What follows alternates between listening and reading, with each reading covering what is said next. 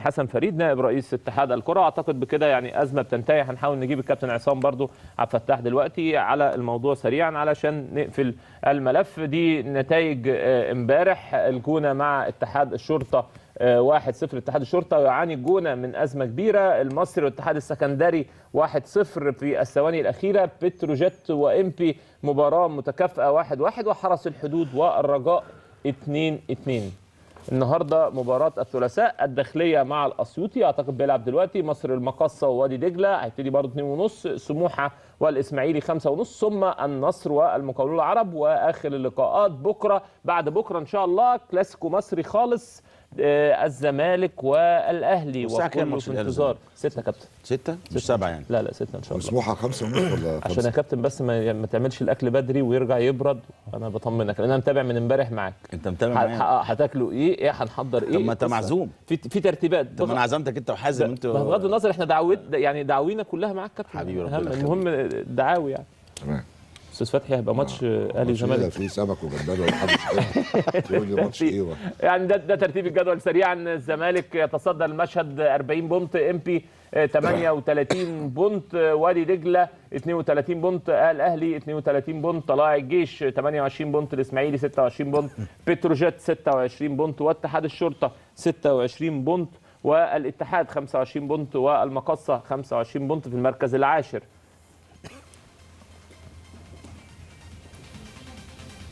المصري 24 بونت. حرس الحدود 24 بونت.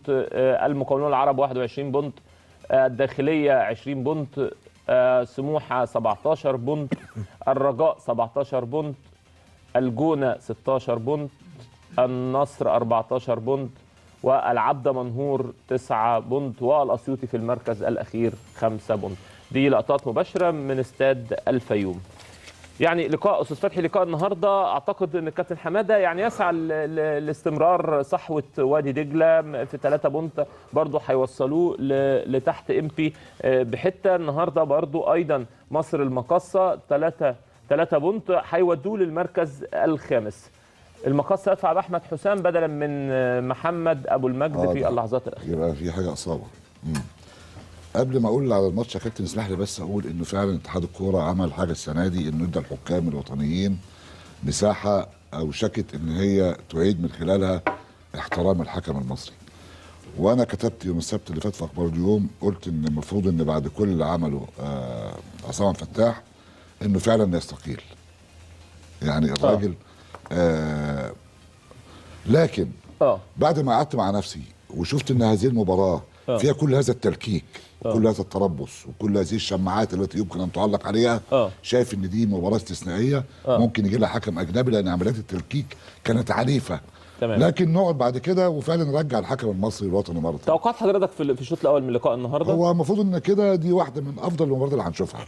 مباراه فيها كل المقومات اللي خلينا نتفرج على كوره. تمام. هيعكوا ده يبقى موضوع تاني. تمام. كابتن حازم، اعتقد ماتش مهم، ماتش كويس. ما تيجي تبص وادي دجله فرقه جايبه 36 جون في الدور في 16 مباراه. اقوى هجوم في الدوري المصري، اقوى من الزمالك ب8 اهداف، اقوى من الاهلي ب10 اهداف. لما تبص يعني انه يوصل للمرحله دي من التهديف ده معناه ان فرقه جيده جدا هجوميا. نفس الكلام المقاصه 28 هدف، برضه عدد كبير من الاهداف. الاثنين بيسعوا للفوز والاثنين بيسعوا للكره الهجوميه. وادي دجله 23 هدف. كابتن طارق راي حضرتك سريعا يا كابتن طارق. الماتش ده امبي سوري. يعني هي ماتش كويس، ماتش حلو زي ما توقعنا امبارح انه هيبقى ماتش كويس. زي ما قال الاستاذ فتحي لو هم بقى عكوا هتبقى الدنيا مش حلوه. لكن هي المعطيات هنا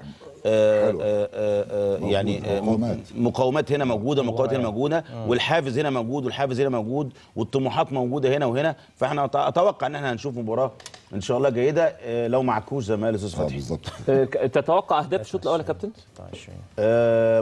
ممكن كابتن حازم تتوقع كابتن حماده صيدي النهارده يبدا مهاجم؟ كابتن ايهاب نفس التشكيل اللي احنا شفناه الماتش اللي فات. محمد فاروق بيبتدي معاه، حسام عرفات، محمد فاروق، ستانلي، دول لعيبه مهمه جدا هجوميا. والناحيه الثانيه عنده احمد الشيخ، عمر نجدي، وائل فراج.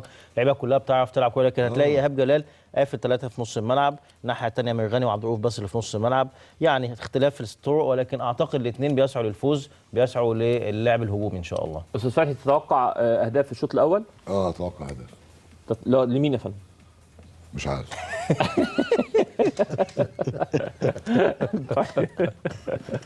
طيب يعني نروح سريعا. بشكركم شكرا جزيلا، اشوفكم بعد الدور الاول. نروح سريعا لاستاد الفيوم والشوط الاول من لقاء مصر المقصه ووادي دجله. واما الان فالى الثعلب الكبير نجم التعليق كابتن حماده امام، فالى الكابتن حماده امام.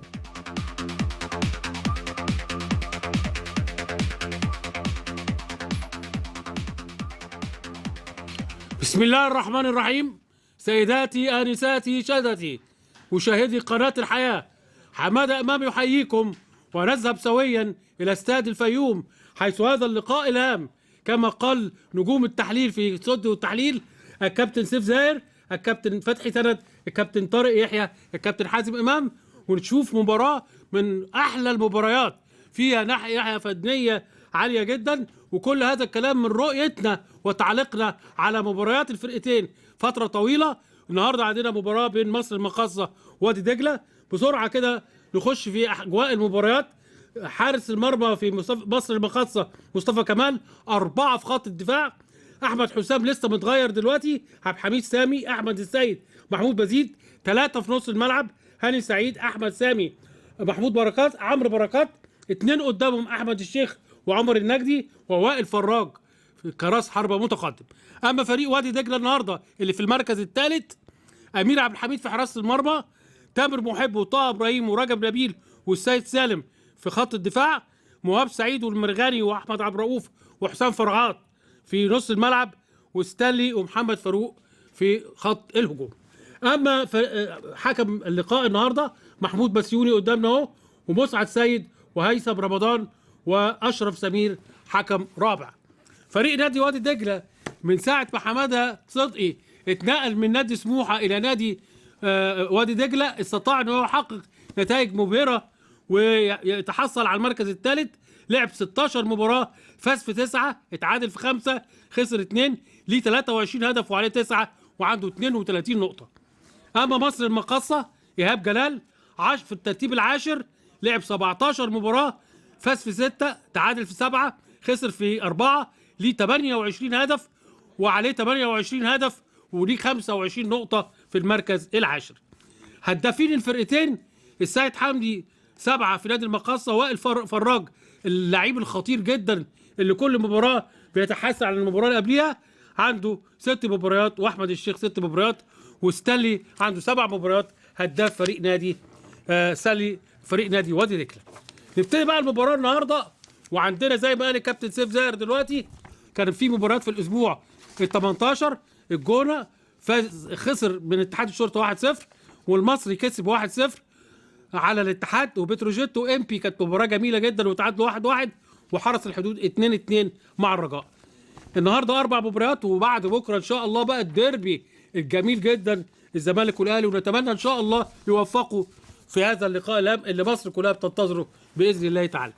نروح بقى المباراه، ونروح الاصفر والاخضر واستاد الفيوم ونتفرج على المباراه المهمه جدا.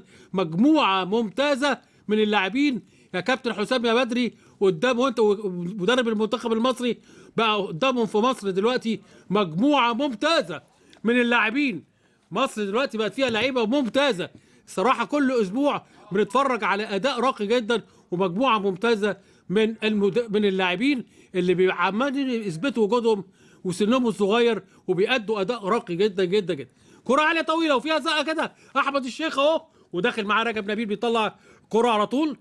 ونشوف بقى الكرة اللي هيحط الكرة على الأرض أكتر النهارده ويبقى أعصاب هادية وما يتوترش، يبقى هيأدي أداء راقي جدا. إن في عندنا 2 مدربين على مستوى عالي جدا، طبعا كابتن حماده صدقي وكابتن إيهاب جلال. أحمد سامي أهو لاعب نص الملعب وابتدى يلعبه على طول. كابتن إيهاب جلال دلوقتي في نص الملعب عنده ناحية دفاعية حلوة وضربة رأس في ايد على طول امير عبد الحميد حارس مرمى نادي وادي دجله. ادي وائل فراج اهو، خلي بالكم اللعيب ده لعيب قصه وحكايه وروايه، 6 اهداف حتى الان، ولعيب مميز جدا جدا جدا، يعني من اللعيبه اللي هيبقى ليهم مستقبل عالي جدا. زي ما قلنا على احمد الشيخ قبل كده في بعض المباريات، في مجموعه ممتازه في اللاعبين. احمد السيد بتقطع منه وتروح على طول لمحمد فاروق. ستانلي اوعى ده اوعى ده، لعيب هايل، لعيب هايل النيجيري اللي عنده 24 سنه وجايب 7 اهداف، لعيب يعني قمه اللاعبين في فريق نادي وادي دجله. احمد حسام لعب في الدقائق الاخيره ويلعب الكره لاحمد الشيخ ابو رجل شمال ونقلتين ثلاثه وفاول لنادي مصر المقصه. داخل معاه على طول مش سايبه رقم 13 في فريق نادي وادي دجله. اتلعبت الكره عاليه وتترد الكره على طول تاني. احمد المرغري يلعب الكره على طول لتامر، وتامر ماشي على طول اهو بيلعب الكره بالعرض. خلي بالكم كمان مهاب سعيد ده من اللعيبه المميزه جدا جدا جدا، احنا بنأكد كده. وحسام عرفات يا ولد يا حسام كان لاعب نادي الزمالك واتنقل من لكذا نادي، لكن لعيب مميز جدا جدا جدا. فاول على طول اهو وحاسبه محمود بسيوني حكم هذا اللقاء. لعيب مميز جدا كمان مهاب سعيد، يعني كثير الحركه وبيتحرك على الخطوط على الجنبين اللي معاه الكوره دلوقتي اللي هيلعب الفاول ده، وبيعمل اجراءات يعني بيلخبط الفرقه اللي بيلعب ضدها. كان بيلعب في نادي الاسماعيلي، لعيب مميز جدا جدا جدا. هيلعب الكوره اهو مهاب سعيد رقم 25. وادي على طول اهو قدامنا مصطفى كمال. النهارده عبد الواحد السيد في حراسه المرمى في البدلاء، وهنقول لحضراتكم حالا دلوقتي. واتلعبت الكوره عاليه وخطره خطره خطره، تترد الكوره تاني وابتدى يضغط مرغني برضو واحد نجوم نادي الزمالك القدام يلعبها لاحمد عبد الرؤوف. لمسه واحده على طول كده لسيد سالم الظهير الايسر، تترد الكوره ويلعبها. الله استني استني استني، طالت على فخده، طالت على فخده. كان حقها طبعا يمتصها شويه، لكن لعيب خطر خطر خطر. مصطفى كمال محمود بزيد يديها لهاني سعيد، هاني ويلعب كره اماميه. عمر النجدي لعيب مميز جدا. ادي مهاب سعيد اهو ملوش مكان، وادي القافله البشريه على طول ستانلي ويطلع الكوره احمد السيد ويطلع الكوره بره اوت، رمي التماس لنادي وادي دجله. لعيب مميز جدا ستانلي، نيجيري الجنسيه، عنده 24 سنه و7 اهداف. هيلعب الفاول، هيلعب رميه التماس على طول لنادي وادي دجله. اتنقلت الكوره وترجع لورا تاني وتطلع الكوره بره، وده على طول هو بيطلع الكوره بره. تامر محب. ادي عمر النجدي لعيب من اللعيبه المميزه جدا في فريق نادي مصر المقاصه. اتلعبت رميه التماس وفي رايه وصفاره وفاول على طول. مشاور اهو محمود بسيوني حكم هذا اللقاء. حكم هذا اللقاء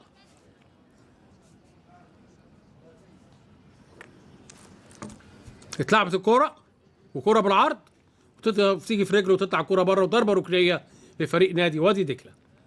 اهو بيلعب معاه على طول احمد سامي، مش سايبه في كل حته بيلعب جنبه. اتلعبت الكوره قصيره ويلعب الاوفر ومين يقابل وكوره عاليه طويله فوق، تترد الكوره ويطلع على طول هاني. تترد الكوره تاني للظهير الايمن لفريق نادي وادي دجله، تترد الكوره رايحه جايه وتطول الكوره ويطلع لها مصطفى كمال حارس مرمى فريق من نادي مصر المقاصه. مصطفى كمال هيلعب على طول الكوره برجله. عبد الحميد سامي يرجعها لمصطفى تاني. طبعا انا ما بحبش حراس المرمى اللي بتعمل الحاجات دي. الماتش في اوله ماتش صعب جدا طبعا، الناس تلعب على طول كده بتسهل امورها، مش هصعب اموري. محمود بزيد لعيب من اللعيبه المميزه جدا. محمود بزيد احمد السيد، شوفوا الفرقتين حافظين بعض كويس. والكره الجديده بقى لازم كره على الارض والعب الكره باللمسه واحده. حاجات كتيره بقت في كره القدم الحديثه دلوقتي، بنتفرج كل اسبوع على كل دوريات العالم، مش زي ايامنا بقى. كان الكابتن لطيف يقول لك مبروك يا جماعه هتتفرجوا على ماتش بعد سنه. احمد الشيخ قصه وحكايه وروايه، كره عاليه طويله يا ولد يا رجب النبيل والسيد سالم، لكن في ضغط كده تحس بالفريق نادي. يا ولد يا ولد يا ولد يا عمرو يا بركات صاحب قدم يسرى ولعيب مميز جدا جدا اللي بيلعب في نص الملعب ناحيه الشمال في فريق نادي مصر المقاصه عمرو بركات. وتطلع الكره بره ورمي التماس لاحمد حسام.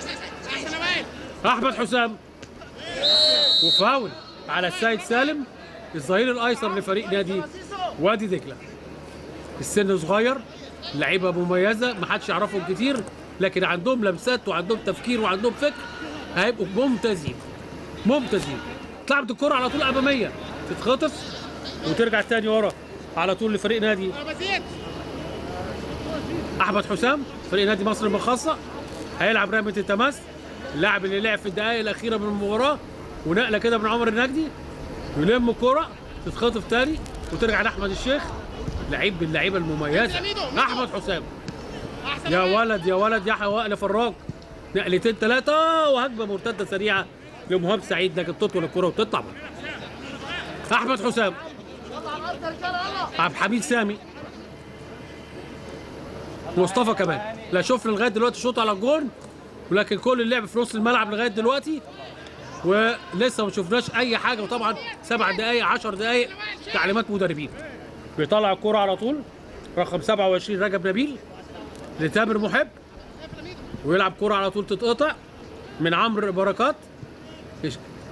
هاني سعيد، عمرو بركات صاحب قدم يسرى، يلم الكوره وتطول من وائل فراج، تتخطف الكوره وتروح تاني في فاول على فريق نادي مصر المخصص. وعلى الارض اهو، ان شاء الله تبقى بسيطه.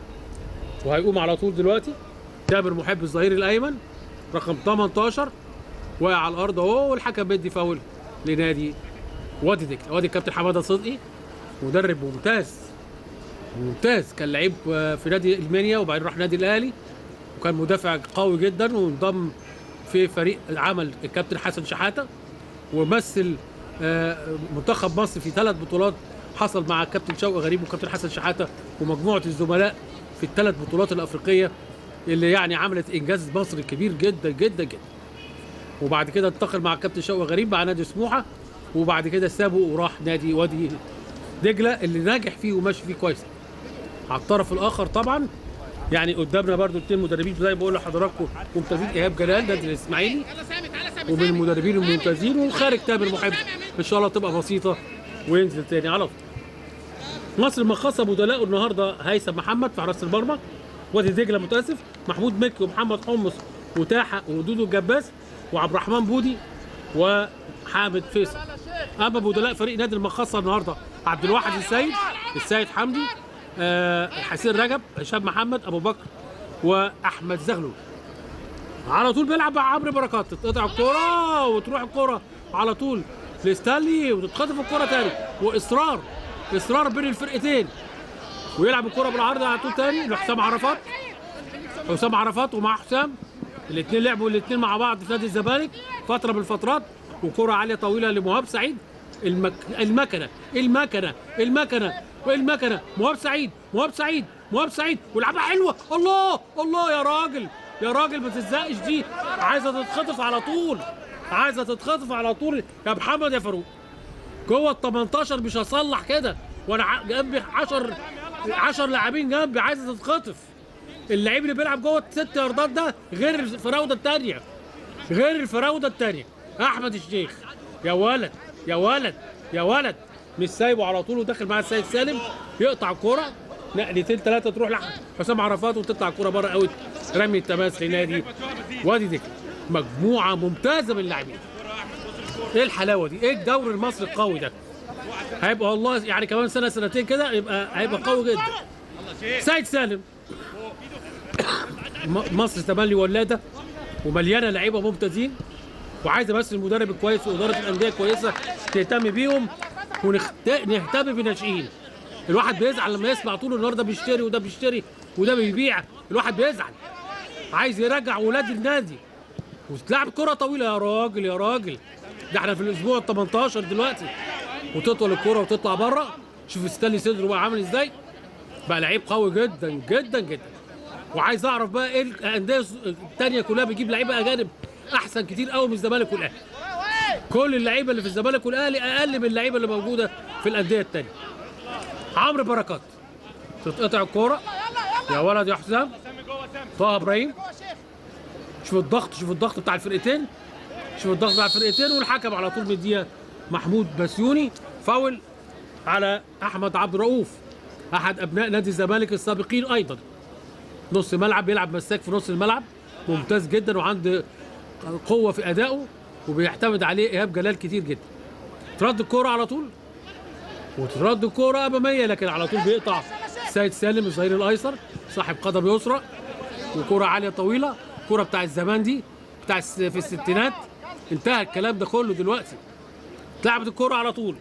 عبد الحميد سامي، احمد السيد، لسه ما شفناش اي هجمه خطره ولا جمله كده حلوه لغايه دلوقتي، والفرقتين عشان قريبين زي بعض. وفاول طبعا داخل جامد طه ابراهيم رقم 4، وبسيوني مديها فاول لنادي مصر المقاصة. ادي اللعيب الخطر جدا وائل فراج بنركز عليه اهو تملي، وكابتن الفريق داخل عليه جامد طه رقم 4، وتلعب الكره اماميه ويخش يقطع على طول عند سيد سالم، تترد الكوره وتترد رده، وحسام عرفات يا ولد يا حسام لعيب من اللعيبه المميزه جدا، يلعبها لاحمد المرغني على طول، بيلعبها عند تامر محب الظهير الايمن، ويلعب كره اماميه تامر. يا تشوف النقلات بقى بتاعت وادي دجله، تحس كده ان هم برضو فرقه مش اي حاجه، لا ده عندهم حماده صدقي وعندهم مجموعه ممتازه. الله الله الله الله، طويله شويه وما يلحقهاش وتطول الكره وتطلع بره. اللمسه الحلوه تبقى جميله، الغمزه واللمزه بتخلي الجمهور في الملعب بيقول الله الله الله. لكن تلعبها كده زي ما الكتاب بيقول صفحه 12 البند الثاني ما ينفعش، عايز همزه وغمزه ولمزه. دي الكره الحلوه، دي الكره الجميله اللي الالاف بيقعدوا عشان يتفرجوا عليها. على طول بيتحرك عمر النجدي ويلعب كره اماميه ويحضر عليها ويسيبها لامير عبد الحميد. الجمهور جاي يتبسط، عايز اللمسه الحلوه، عايز الهمزه، عايز الغمزه. لكن تلعب لي الكوره بقى زي الكتاب ما بيقول زي ما قلت كده، ما ينفعش ما ينفعش. لازم امتع الجمهور كمان وهو بيتفرج عليا. رجب، تامر، طه ابراهيم، وكره طويله حسام، كره رايحه وجايه. شوف الدربكه، شوف الدربكه، وفرقتين كويسين خايفين من بعض والمدربين محضرينهم جامد قوي ضد بعض. سيد سالم حط الكره على الارض يا راجل. مرغني اهي لابس على طول اماميه، مرغني تاني يقطع ويلعب كره طويله حلوه. مهاب سعيد ومش سايبه على طول بزيد، وتطلع كره بره اوت ورمي التماس لنادي وادي دجله. 15 دقيقه ومفيش شوطه على المرميين، خايفين من بعض وبيلعبوا لعب كده يعني مدربين او اداء مدربين لغايه دلوقتي. مهاب الله على الكوره، رايه وصفاره وتسلل، رايه من هيثم رمضان وصفاره محمود بسيوني وتسلل لاعب نادي وادي دجله. مصطفى كمال الدوري والله حلو لمصر جدا، ورغم الظروف الصعبه اللي احنا فيها كلنا لكن كله ملتزم، اللعيبه بتنتظم في التدريبات، الاجهزه الفنيه شغاله كويس جدا، وان شاء الله كده تعود الكره المصريه الى سابق عهدها باذن الله تعالى. طه ويبتدي الهجمه فريق نادي على طول وادي دجله، وبيعدي على طول محمد فاروق رقم 5، ولو عدت لكن يقطع على طول دفاع احمد سامي، وكره عاليه طويله وفي رايه وصفاره، والحكم بدي تسلل على عمر النجدي. ادي عمر النجدي اهو لعيب مميز جدا ومهاري قوي، وبيلعبوا النهارده الكابتن ايهاب هو واحمد الشيخ في ظهر وائل فراج اللي لغايه دلوقتي برضه ما حدش اداله حاجه. كره عاليه طويله وبيحضر عن كره احمد سامي، عبد الحميد سامي، ويطلع الكره بره اوت. رمي التماس لفريق وادي دجله، اتلعبت الكره على طول وخطره وبره، لكن جت في اللاعب من فريق المقاصه وتبقى ضربه ركنيه لنادي وادي دجله. السيد سالم الظهير الايسر صاحب القدم اليسرى هيلعب الضربه الركنيه، وليها رصه قدام الجون طبعا، واحد يقف على القريبه وواحد يقف على البعيده، واحد يستناها على ال 18، وعمل الاوفر سيد سالم، وهوبا ناطط معاه، كان طالع يلعبها على طول محمد فاروق، ويطلع معاه مدافع احمد السيد مدافع نادي مصر المقاصه يخليه يلعبها بره، وضربه مرمى لنادي مصر المقاصه. ادي السيد سالم اهو وجاي يلعبها، لكن احمد السيد كان معاه، تطول الكره وتطلع بره. محمد فاروق رقم 5 اللي بيلعب في ظهر استنلي لغايه دلوقتي، 2 راس حربه، واحد فيهم متقدم والتاني متاخر. تطول الكوره وتطلع بره اوت، رمي التماس لنادي المقاصه. مباراه مهمه، حماده صدقي واحد اهو، وهتلاقي الناحيه الثانيه على طول برضو يعني ما حدش بيسيب حد. قاعد على طول طبعا ايهاب جلال ان ماتش مهم جدا جدا جدا. احمد سامي جسمه كده جسمه مساك، تطول الكوره بزيد ما يلحقهاش وتطول الكوره وتطلع بره، ورمي التماس لنادي وادي دجله. نقلتين ثلاثه بياميه لستانلي. شوف السرعه، شوف القوه، شوف السرعه، شوف القوه، ومع احمد السيد وعرقله وفاول. عرقله وفاول. لكن الحكم ما اداهاش حاجه، مساعد الحكم قال انها بره اوت وما حسبهاش حاجه. احمد السيد، مصطفى كمال. عايزين نتفرج بقى على كوره حلوه، ده انتوا مجموعه ممتازه باللعيبه. ويراجع الكوره على طول تاني عبد الحميد سامي لمصطفى كمال. يا احمد انت فين يا احمد يا شيخ؟ ده انتوا بقيتوا ثلاثي خطير جدا، عمر النجدي واحمد الشيخ ووائل فراج، ثلاثه خطيرين جدا جدا جدا. لكن يحطوا كوره على الارض ويقابلوا بعض بقى. شوف اللعيب ده، شوف اللعيب ده، اقول لكم لعيب قصه وحكايه وروايه. الله الله الله الله الله الله، هو جول هو جول هو جول، استنى عليها ومين يقابل ومين يقابل. اتخطفت على طول. يا ولد يا ولد يا برغاني، يطلع للسيد سالم ورمي التماس لنادي وادي دجله. بقول لكم لعيبه ممتازه الاثنين دول كمان. ايه اللعيبه دي؟ ايه اللعيبه الممتازين دول؟ نصبر عليهم شويه ومصر هيبقى فيها لعيبه ممتازه ممتازه.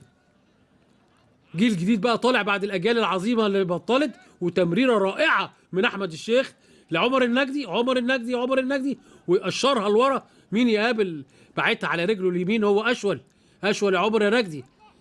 تصور بقى اللعيب بيعمل حساب الكوره وبيبصيها ومعاه 5 لعيبه، واللاعب اللي هيبصي له الكوره بيلعب برجله اليمين ولا برجله الشمال. شوف عايز اللعيب عايز الذكي ازاي، جايب 90% في الثانويه العامه، ابو 40% وابو 50% ما ينفعش. كوره عايز اللعيب الذكي. يا عيني على الترقيصه، يا عيني على الترقيصه يا محمود يا عمرو بركات. مهاري قوي يا عمرو بركات، ويلعب كوره عاليه طويله ويخش على طول يقطع، لكن معاه على طول طه كابتن فريق نادي وادي دجله ويطلع الكوره بره، وتبقى رمي التماس لنادي مصر المقاصه. بزيد هاني، كرة انجليزيه من بطن الرجل لبطن الرجل.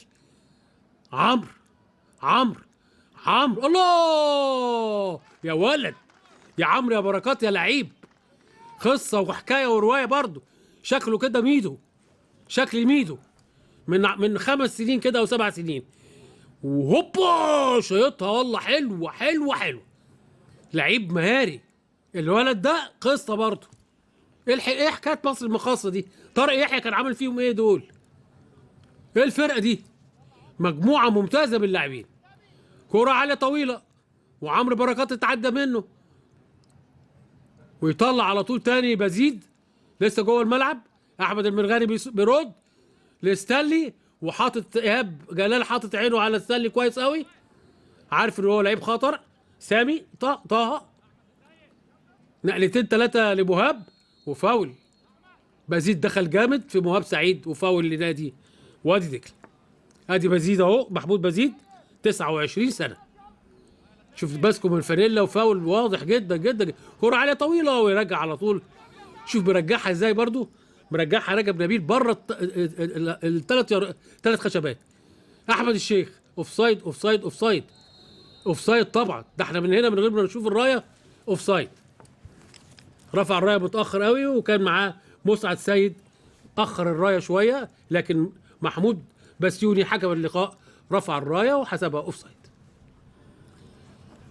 داخلين على الدقيقه 22 من زمن الشوط الاول. مصر المقاصه وادي دجله تعادل سلبي بدون اهداف. وقناه الحياه كعادتها دائما بفريق العمل بتاعها بالمراسلين بالمحللين بالمعلقين بتقدم خبره كبيره جدا ولمباراه الدوري العام المصري وكاس مصر، وان شاء الله هتبقى معاكم باستمرار كرائده من روائد القنوات التلفزيونيه اللي بتنقل اخبار كره القدم المصريه في كل المجالات. ايهاب برضو المدرب، اللعيبه تبص على المدرب بتاعهم عايزينه يضحك شويه، اما يضحك شويه برضو المدرب بيفتح نفس اللعيبه. ادي قدامنا اهو، كان في برضو دخلات جامده كده. ان شاء الله تبقى بسيطه. رجب نبيل، والفاول هيلعبوا التسلل هيلعبوا امير عبد الحميد حارس مرمى فريق نادي وادي دجله. مستواه ارتفع الفتره الاخيره برضه، اما رجع الكابتن حماده صدقي معاه، واتلعبت الكره عاليه طويله وترد. استنى تحت الحراسه على طول، مش سايبه، بيلعب جنبه على طول عبد الحميد سامي، وفي فاول لنادي وادي دجله. طولت قوي، فرقتين خايفين من بعض وبيلعبوا لعب مدربين، ومفيش لسه ابتكارات، ما شفناش حلول فرديه، ما شفناش تسديدات على المرمى، والماتش ماتش حلو، والناس كلها مستنياه النهارده من اقوى مباريات النهارده. مهاب سعيد، مهاب سعيد، وشوف التمركز بتاع اللعيبه، واتلعبت الكره عاليه طويله، ومصطفى كمال على طول ارتقاء ويمسك الكره من اعلى نقطه. كره عاليه طويله، راجب طه ابراهيم، تتخطف الكوره، واحمد الشيخ، احمد الشيخ بيلعب ناحيه اليمين عشان رجله الشمال تبقى جوه الملعب اهي، بيصلحها ويرجع الكوره لعمر النجدي. عمر بيراجع الكوره ورا على طول تاني لسامي. بزيد بيحاولوا يهاجموه من كل الطرقات، من اليمين للشمال ومن الشمال لليمين، ويعملها معاه 1 2 عمرو بركات، ويعدي تطول تطول تطول، وتامر محب يلحقها قبل ما تخرج لطه ولستانلي، ويلعب الكرة عالية طويلة تطفيشة كده لقدام، واحمد السيد يرد على طول، والضغط ابتدى باين للمقصة على المغامرة كده. سامي بيلعبها ترجع لعمرو بركات. شوف اللعيب بقى، شوف اللعيب، شوف ميدو، شوف ميدو، احمد الشيخ، احمد الشيخ تتخطف منه وتروح تاني لاحمد المرغني، ويراجع على طول تاني لحسام عرفات. والله فريق المقصة داخل جامد وبيضغط على فريق نادي وادي دجله، مش مديله مساحات يتحرك فيها. اللعيبه وصلوا بقى برضو الفكر كويس قوي، عندهم مدربين كويسين. احمد حسام، وكره عاليه طويله وتطلع الكره بره اوت، يطلعها رجب نبيل. رمي التماس لنادي مصر المقاصه، رمي التماس لمصر المقاصه. احمد حسام ويلم سامي، مدافع قوي جدا في نص الملعب، وفاول واضحه جدا، والحكم مديها فاول. هنشوف مديها فاول على مين. ادي احمد سامي اهو، رقم 17، كان بيلعب الاول ورا في خط الدفاع، وبعدين الكابتن ايهاب جلال لقى عنده قوه جسمانيه تنفعه في نص الملعب، فابتدى يلعبه في نص الملعب. هاني، الله يا ولد يا ولد يا ولد يا ولد، كانت بشوش شويه يا راجل، كانت بشوش شويه كان يبقى هو جول. على طول بياخد الكوره عمرو النجدي، عملها احمد حسام حلو قوي، وهوبا يا ولد يا امير، طلع في وقت مناسب على طول ويقطع الكوره. اللمه اللي لماها احمد حسام دي مزيكا، بس ينفع يلعبها ضعيفه بقى بشويش، عملها جامد قوي ببطن رجله. عايزه وش رجلك، لا ده انت مدافع، ما ينفعش المدافع ما عرفش يلعبها بوش رجله وخطره، لكن طلع على طول مصطفى كمال. المهاجم هو اللي يلعبها بوش رجله، وفي مهاجمين من الحته دي جابها جون، يعملها زي الدزوي كده الله يرحمه، يروح على لفافها على وش رجله ويجيبها بالشبكه من الزاويه البعيده. يلعب الكرة على طول عمرو، الله على تمريراته، لكن قاريها كويس قوي طه ابراهيم. تروح لوائل اللي النهارده برضه ممسوك ماسكه جامده، مش سايبه طبعا. حماده صدقي حافظه وعارفه. وادي احمد المرغني واقع في الارض اهو، ان شاء الله تبقى بسيطه. ومحمود بسيوني اللي ماشي كويس قوي حكم هذا اللقاء. ادي طه داخل جامد مع وائل فراج، وادي احمد المرغني داخل عليه جامد وائل فراج، وفاول على وائل فراج. 26 دقيقة من زمن الشوط الأول، والتعادل السلبي بدون أهداف في اللقاء المهم الصعب القوي بين مجموعة ممتازة من اللاعبين، فريق نادي وادي دجلة ونادي مصر المقاصة. يلم الكرة على طول رجب نبيل، ولسه عايز يرقص ويلعبها وحشة، ياخد أحمد شيخ وزقة وفاول على فريق نادي وادي دجلة. فاول لنادي وادي دجلة، هيلعبها هاني سعيد، ويلعب كرة عالية طويلة النجدي، وتطول الكرة وتطلع بره، ورمي التماس لنادي مصر المقاصة. النجدي نقلتين ويخش بيها جوه على طول. هاني سعيد، هاني سعيد عايز ايه؟ ما فيهاش حاجة، وتطول الكرة وتطلع بره، وبيجي جاي الحكم اهو، جاي الحكم محمود بسيوني هيدي له انذار. لا يا راجل، لا احنا ما بنتكلمش، بس يعني هو مش قصدها. هيقصدها ازاي دي؟ بص بص بص بص اهو، اهي عدى بيها اهو ودخل اهو، في هو جاي يعدي وقع، لكن مش قاصد، مش قاصد. لكن خد كارت اصفر واحنا مع الحكم، خصوصا اليومين دول بقى، وده حكم ده مصري ما نقدرش نتكلم. امين عبد الحميد، هذا احمد المرغني قام اهو، وده احمد عبد الرؤوف، اثنين في لعيبه ممتازين في نص الملعب. شوف الانديه الكبيره يا جماعه بتسيب لعيبه كتير ازاي. كل ما بنتفرج على الماتشات السنه دي تلاقي لعيبه من الاهلي والزمالك والاسماعيلي بيلعبوا في الانديه الثانيه ومليانها نشاط وحيويه، والانديه الكبيره بتاعتهم سابوهم كده من غير اي حاجه، ما عندهمش صبر، يصبروا شويه على لعبتهم. ياما لعيبه كتير كده ضاعت بالطريقه دي. هجمه ثاني الوادي دجله، يا ولد بيعدي، تتقطع الكوره ويخش يلم الكوره هاني وفاول لنادي مصر المقصه. فاول وقع على الارض محمد فاروق، ان شاء الله تبقى بسيطه. ادي محمد فاروق اهو اللي بيلعب راس حربه متاخر بقى، داس على الكوره ما حدش جه ناحيته، داس على الكوره. طبعا انكل الرجل بتوجع قوي كده في الكوره زي دي، لكن هاني سعيد ما جاش ناحيته خالص. خلي بالكم من ميدو، عمرو بركات، خلي بالكم من ميدو، ده لعيب مميز جدا جدا جدا. احنا بنعلق ولا بنكتشف لعيبه؟ يعني كل المعلقين دلوقتي بتشوف لعيبه ممتازه في الدوري المصري. تترد الكوره على طول، استنلي ممسوك جامد، واحد ممسوك ثلاثه، ويطلع طه وترجع للمرغني وضغط لسامي وثلاث اربع نقلات لحسام عرفات، وحسام كرة عاليه طويله، الاثنين واقفين جنب بعض، لكن احمد السيد بيطلعها بعقل جدا. يا ولد يا ولد يا بزيد، وتهويشه المهاب سعيد، وتطول الكرة وتطلع بره، وفاول فاول فاول على وادي دجله. فاول على وادي دجله واضحه جدا جدا جدا. دخله جامده شويه، وانذار على طول اهو. احمد عبد الرؤوف بقول لحضراتكم برضو من اللعيبه اللي في نص الملعب بيخش جامد جدا. ادي بزيد ماشي اهو، واحمد عبد الرؤوف دخل دخله جامده وخد انذار بعد الدخله الجامده دي على بزيد. هاني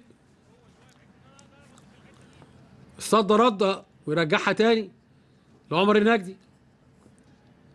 شوف ستانلي بيتحرك في كل حته، لكن النهارده متراقب. هو على فكره صعب يتراقب انه بيتحرك في كل الملعب، لكن وهو في خط الدفاع يستلمه عبد الحميد سامي، في وسط الملعب احمد سامي، حسام عرفات، وتتقطع الكوره ويبتدي الهجمه عبد الحميد سامي، حسام، وحسام واحده عاليه طويله اي حاجه وتطول الكوره وتطلع بره، ورمي التماس لفريق نادي وادي دجله. عمر النجدي اهو،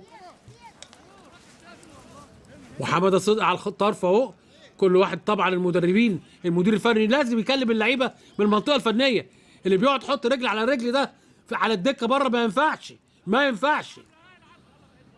تطول الكوره وبسن الجزمه قبل عمرو بركات، ويرجعها ورا تاني نقلتين ثلاثه، ولسه الكوره ما خرجتش بره. شوف الضغط بتاع مصر المقاصه يا جماعه، شوف الضغط ازاي. هاني ويلعبها تترد وتروح لاحمد البربرغاني، وتترد الكوره تعدي بزيد الظهير الايسر لمصر المقاصه، ومع احمد عبد الرؤوف. هاني يلعبها حلوه وسامي على طول بيبتدي الهجمه. عمرو بركات وتتقطع منه الكوره وتروح لحسام عرفات، يا ولد يا ولد يا ولد، يخش ياخدها سامي لحسام وعمرو بركات. ايه الفرقه دي يلعبوا بقى كله قدام شويه، يعني بينقلوا الكوره حلوه طبعا، نقلتين ثلاثه ويخش البرغاني ويقطع، لكن مفيش خطوره على المرميين حتى الان. واحمد السيد ويطلع الكوره على طول، احمد الصد رده من احمد المرغني، واستنلي ويطلع الكوره على طول احمد حسام، قلشه لحسام عرفات، مهاب سعيد، ويغير الكوره حلوه، يلحق فاروق، تطول الكوره وتروح لتامر محب. تامر ويراجع الكوره لورا، ومهاب اهو. فرقتين والله بيلعبوا كوره حلوه حلوه حلوه حلوه. ويقطع عمرو بركات ضد مهاب، ومهاب ماشي، لكن شوف احمد الشيخ اهو. بس ريتم احمد الشيخ دلوقتي بقى بطيء شويه، مش عارف ليه. هو جاي من اصابه يمكن كانت مضايقاه شويه.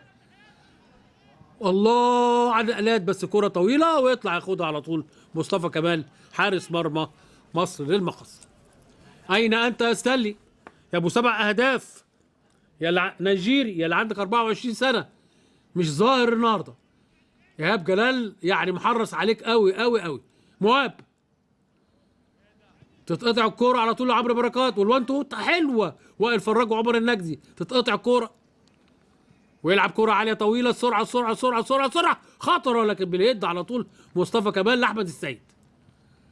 شوف بيلعبوا ازاي. السلي بيعمل كل حاجه في الكوره على صدره طه، وطه يلعبها جنب نبيل، نقلتين ثلاثه للسيد سالم الظهير الايسر، ويلعبها بدل ما تبقى عاليه تبقى واطيه يا راجل، ويغمسها الوان تو هات، وزقه وفاول وزقه وفاول، وسلام عليك يا بسيوني، حسبها وشافها. لازم حكم الكوره يبقى لعيب، ما يمسكش كوره زي دي حكم الا لو كان لعيب. لكن لو طبق الكتاب صفحه 16 25 البند 25 في زقه فاول، لكن هي فاول على حرس الحدود. لازم يبقى الحكم لعيب كوره، لازم مش يبقى كابتن يعني، بس يبقى فاهم كوره كويس. احمد حسام ونقله طويله عاليه، مين يقابل؟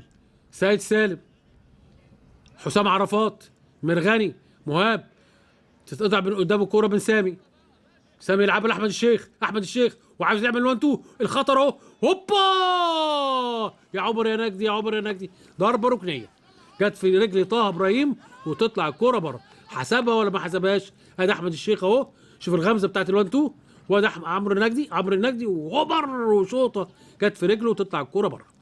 ضربه ركنيه، اتلعبت كوره حلوه الكوره اللي فاتت اهي، احمد الشيخ وحسام عرفات، وتطلع الكوره بره، وشوف الحكم بيديها اوت لنادي وادي دجله. السيد سالم مهاب ويلعبها على المغمض كده، تطول الكوره، يلحق ما يلحقهاش، كان معاه عبد الحميد سامي، وتطلع الكوره بره اوت. عايزين نتفرج بقى على لمسه حلوه كده، على شوطه حلوه، عايزين مصطفى كمال يقع، وعندنا امير عبد الحميد، عندنا حراس مرمى ممتازين ما اتفرجناش عليهم لغايه دلوقتي.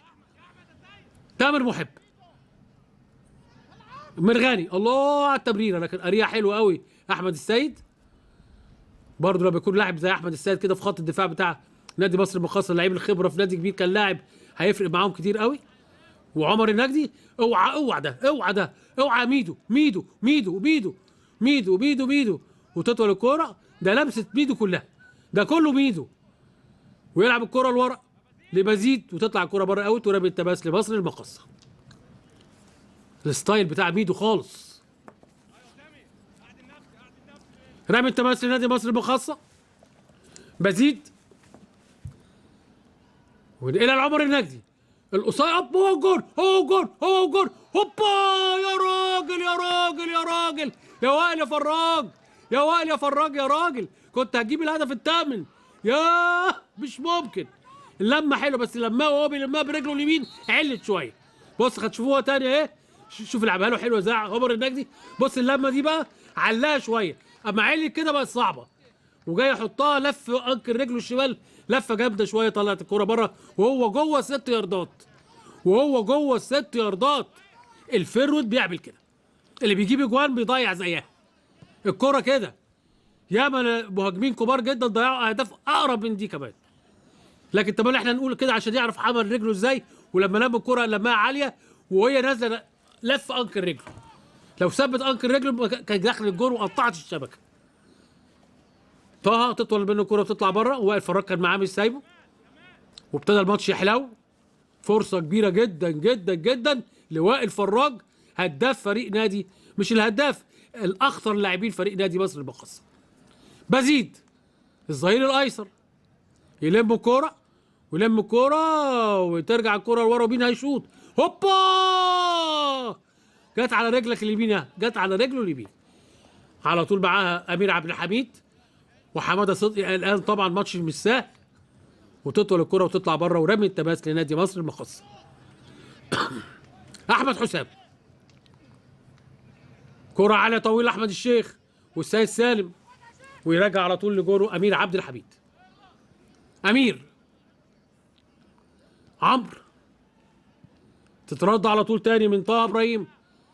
شوف بقى، شفت الخطير اهو، استلي اهو، وتطول الكوره، وعاملين عليه يعني ايهاب جلال مش سايبه النهارده، مراقبه في كل حته، هو خضرة وماشي فاروق وثلاثه حواليه. شوف الروح اللي بيلعب بيها فريق المخصه. هاني يا عيني على الوان تو يا سامي. تاني وائل فراج، احمد الشيخ، احمد حسام، بزيد، تهويشه حلوه لمهاب سعيد، عمرو او ميدو، تزعلش يا عمرو، وماشي على طول اهو بزيد ومعاه تامر محب، ويلعب الكوره بالعرض خطره، يلمها تطول منك تاني يا وائل. اللمه بتاعتك اما تلم الكوره بتبقى طويله شويه، عايز التدريب دي يا ايهاب يا جلال، يمتص الكوره على طول تبقى تحتيه، مفيش يوقف الكوره في الحته دي في الست ياردات كده وتطول كده على طول تخطفها المدافعين، لكن المهاجم الكويس يغمزها تبقى تحت رجله يشوطها زي ما هو عايز. جمله تكتيكيه، لكن طه على طول كابتن فريق نادي وادي الدجله طلع الكوره بره. ميدو تترد الكوره على طول تاني لبزيد، احمد حسام يا عيني على اللمسه الواحده، الله يا سامي، ويلعب الكوره على طول تاني لعمرو. عمرو عمل الاوفر وهوبا، لكن يطلعها رجب نبيل وفي فاول. دخله حلوه. بقول لكم لعيب مميز جدا جدا جدا. ولد ده لعيب مميز جدا وائل فراج. وميدو عامل له كوره مش ممكن، كوره حلوه، كوره من احلى ما يمكن، كوره حلوه.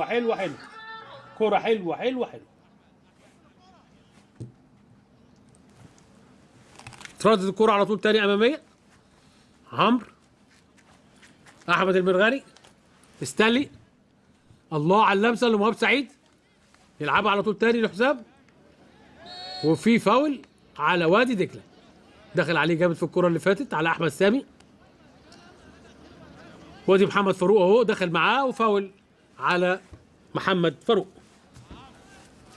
احمد السيد وداخلين على الدقيقه 40 ولسه التعادل السلبي حتى الان، ويلم الكوره على طول سامي، والحكم مديها لمسه يد على سامي. وادي حماده صدقي طبعا قلقان، والناحيه الثانيه برضو ايهاب جلال جت في كتفه كده، لكن الحكم اعتبرها لمسه يد. مرغني، طه،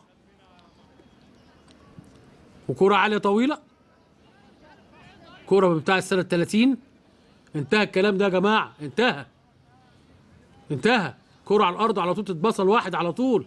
الكرة الطويلة دي لما بيكون مثلا عايز يعمل هجمة مرتدة سريعة، ما حدش بيعمل الكرة الطويلة دي إلا في الكور اللي زي دي. أحمد حسام، هاني، أحمد مرغني شوف بيضغط إزاي، ويخش على الكرة على طول يقطعها.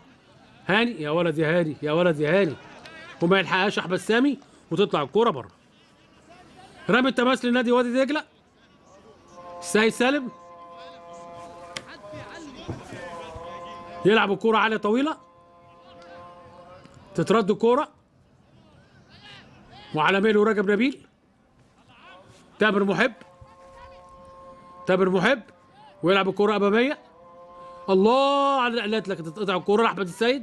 هاني سعيد يلعبها على طول تاني ويخش عليه، جايب مش سايب ورجب نبيل. تترد الكوره، عمرو النجدي صد رده، وكوره طويله مش اوفسايد، وخاطر حسام عرفات عايز يرقص، وهوبا بيشوط مهاب ويشوطها جامده، تترد الكوره على طول وتتخطف وتروح على طول تاني لفريق نادي مصر المقاصه، ويلعبها اماميه لاحمد الشيخ. داخل عليه السيد سالم مش سايبه، يغمزها تروح لاحمد حسام وتترد الكوره، والحكم مدي فاول على احمد حسام ومطلع له الكارت اهو، وياخد انذار. احمد حسام ياخد كارت. وده احمد الشيخ اهو تتخطف منه كوره، يخطفها حلوه قوي الكوره اللي فاتت، ودخله جامده على حسام عرفات. احمد حسام وياخد انذار. 42 دقيقة 0-0 حتى الآن في هذا اللقاء الهام الصعب جدا، وإلى الآن ما شفناش أي حاجة، ما جبناش كرة بالشبكة، ما تهزتش الشبكة، ما شفناش حاجة بالحاجات الحلوة دي اللي عايزين نتفرج عليها. عندنا لعيبة ممتازة لكن خايفين من بعض. الأوفر اتعمل وهوبا طلع على الفاضي كده مصطفى كمال، لكن هو شايف نفسه هو كان فين وتطول الكرة وتطلع بره. الكرة اللي فاتت طلع بره، نجم نبيل كان طالع مع الكرة، وادي حسام عرفات اهو لاعب الكرة عالية فوق. مصطفى كمال يلعب الكرة عالية طويلة، تترد الكرة من احمد عبد الرؤوف. مهاب، احمد السيد، مهاب، استلي تحت الحراسة، استلي تحت الحراسة، تترد الكرة على طول تاني احمد حسام، وبعقل قوي يرجعها لمصطفى كمال حارس المرمى. مصطفى كرة عالية طويلة يا فراج. عمر النجدي قبليه على طول طه ابراهيم بيطلع الكرة، ولسه الكرة محمد فاروق يرجعها بعقل قوي هاني. على طول احمد السيد، كرة عالية طويلة احمد الشيخ. احمد الشيخ النهارده بطيء شوية، مش زي ما كان قبل كده، كان بيعدي ويفوت سبنان سنة كده، وبطيء شوية النهارده. فاول دخل جامد على ستانلي، خطة ايهاب، الخطة اللي بيلعب بيها ايهاب جلال ما يسابش ابدا، ستانلي ما يسابش ابدا. واتلعبت الكرة على طول مهاب ويلعبها لتامر، لمهاب تاني، مش سايبينه، تتخطف منه الكرة وتروح النادي المخصة. النهارده هاني سعيد عامل ماتش من احلى ما يمكن. تترد الكرة واحمد الشيخ، وكرة حلوة حلوة حلوة حلوة، الله يا نجدي، الله يا نجدي، وماشي معاه طه النجدي ويلعبها قصيرة، هوبا يا ولد يا ولد يا امير، حلوة حلوة حلوة. عمر النجدي قصير مكير، تترد الكرة على طول تاني واستلي، لكن مش سايبه على طول، ويرجع الكرة لجونه مصطفى كمال. تطول الكرة وتطلع بره، ما لحقهاش عمرو، ورمي التماس لفريق نادي وادي دجله.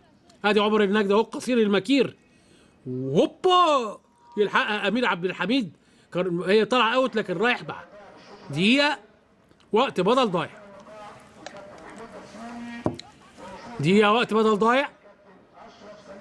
وياسر عاصم معانا مخرجنا المتالق دائما، ومحمد الدبرداش تحت قياده وهيب عبد الهادي، سريه العمل عندنا في المبنى جنبينا كده، فريق عمل ممتاز، كل حاجه تجيلك على طول اول باول، كله شغال يعني بدقه وبمنتهى يعني زي الدوريات الاوروبيه بالظبط اللي بيقدموه لنا هنا، كل حاجه جايه بالبيانات بالسن بالتعليمات بتاع كل واحد ومعلومات عن كل واحد، حاجه جميله جدا جدا جدا، فريق عمل متكامل.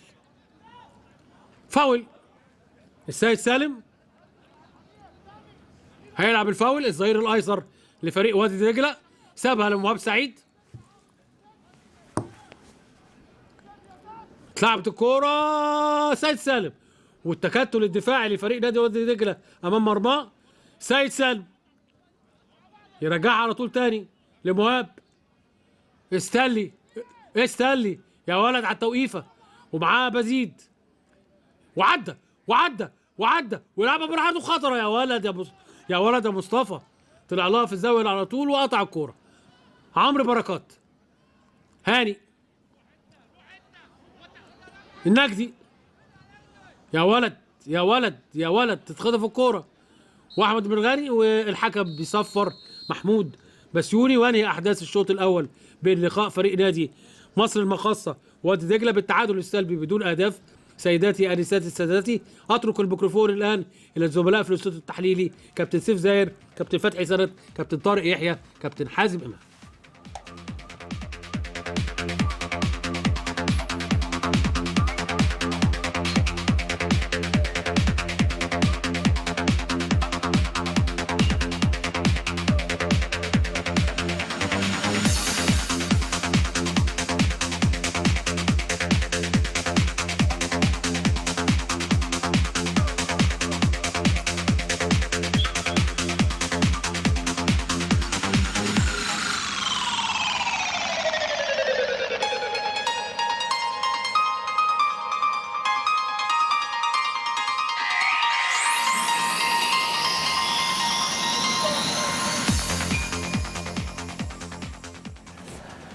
وبالفعل انتهى الشوط الاول من لقاء مصر المقصه ووادي دجله، لقاء متوسط المستوى نسبيا. انحصر اللقاء في نص الملعب، اهدر وادي دجله بعض الفرص، ايضا مصر المقصه اهدر بعض الفرص. اعتقد ان هي النتيجه العادله 0-0 هي النتيجه العادله. استاذ فتحي، الشوط الاول حضرتك شايفه ازاي؟ الشوط الاول احنا اتخمينا في الشوط الاولاني، يعني اتخدعنا زي ما حسن الاسمر قال.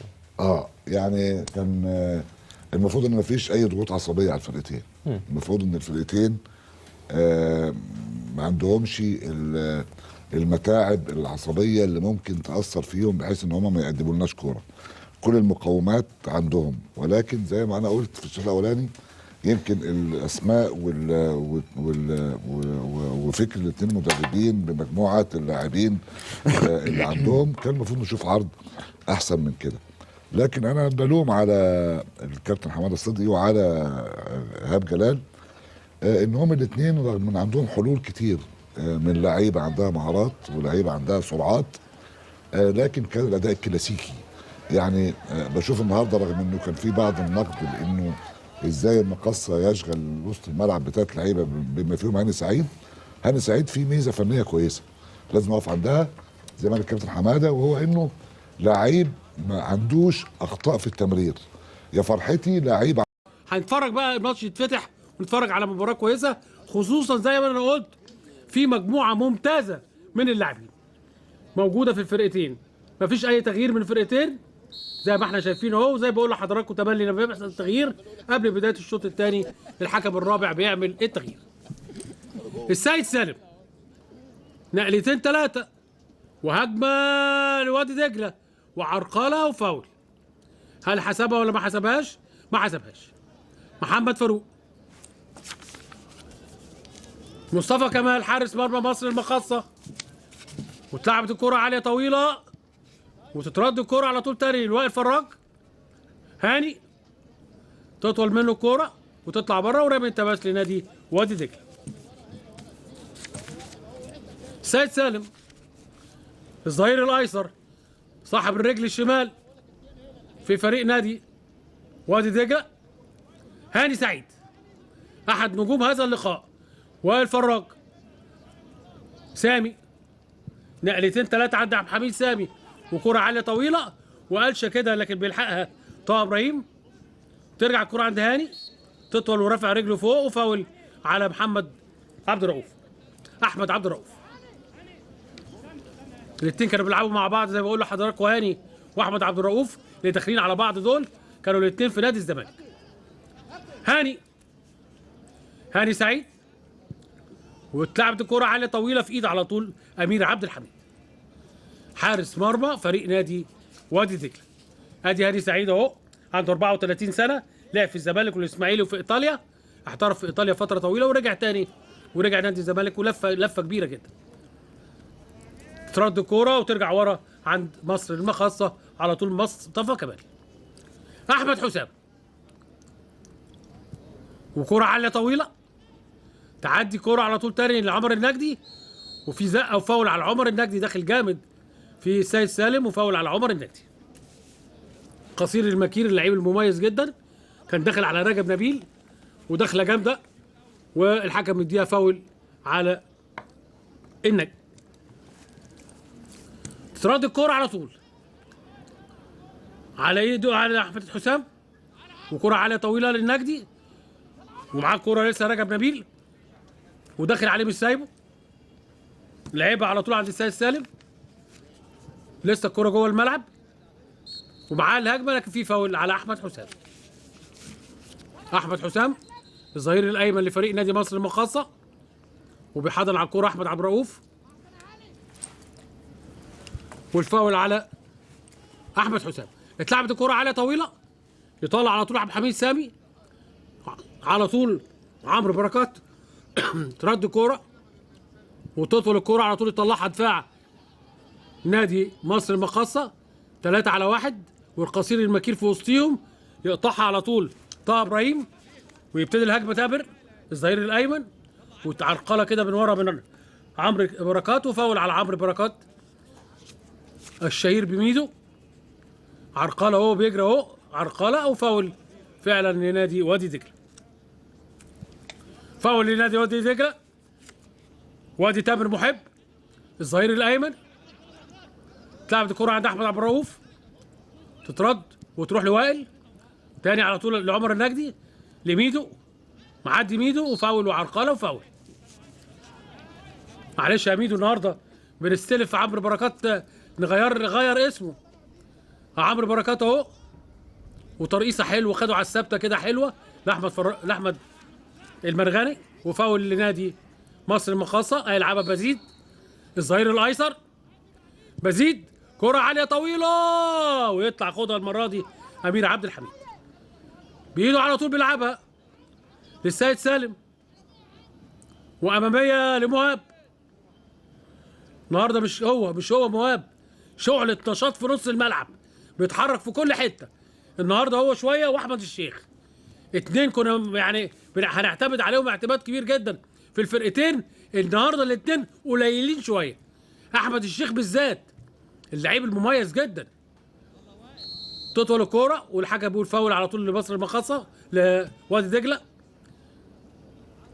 رجب نبيل طه كابتن الفريق، تمريره وحشه ترجع له تاني وتروح الكره لاحمد سامي لاحمد حسام، وفاول كده، فاول في مكر خد كده احمد المرغني اهو هنشوفها، خدوا احمد الشيخ وكره خطره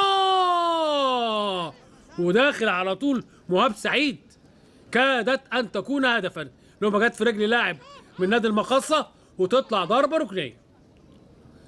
6 دقايق كده داخلين عليهم واحسن من الشوط الاول، بيقربوا وبيقاتلوا. تعليمات بقى حماده صدقي وايهاب جلال بين الشوطين، واتلعبت الاوفر وخطره امام المرمى ويلحقها على طول يطلعها احمد السيد، لكن في رايه وصفاره وفي فاول. في فاول كانت هتتخطف لكن على طول بيطلعها مدافعين فريق نادي مصر المقاصه. وانت اين انت يا ستانلي؟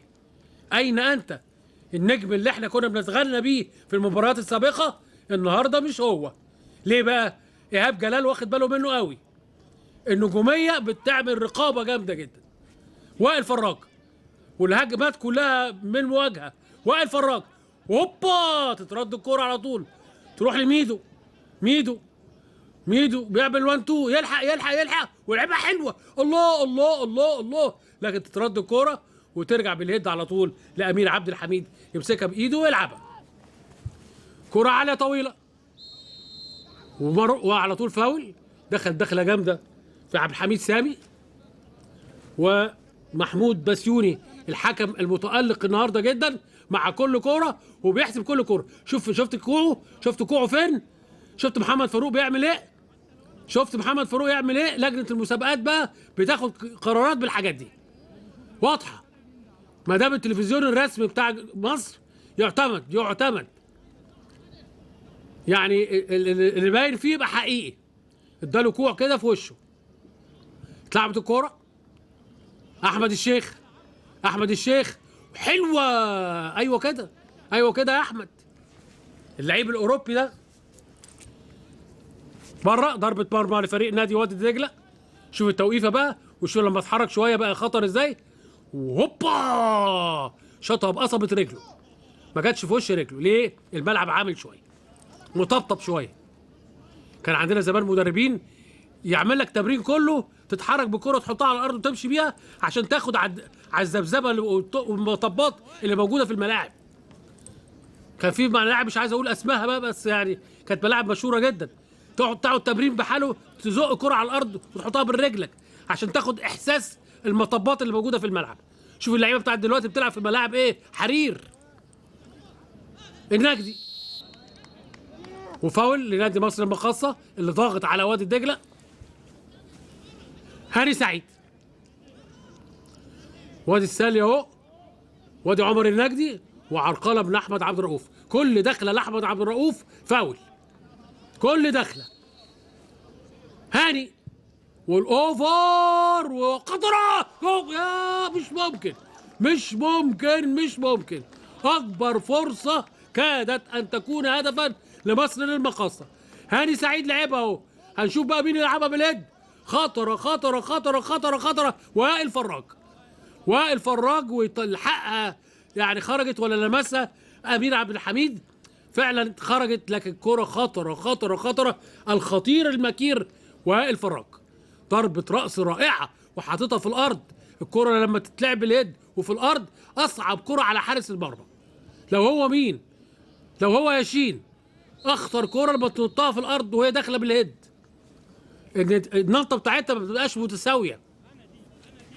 فاول على وائل فراج، ودخل في مين؟ بأحمد رؤوف، ملك الفاولات.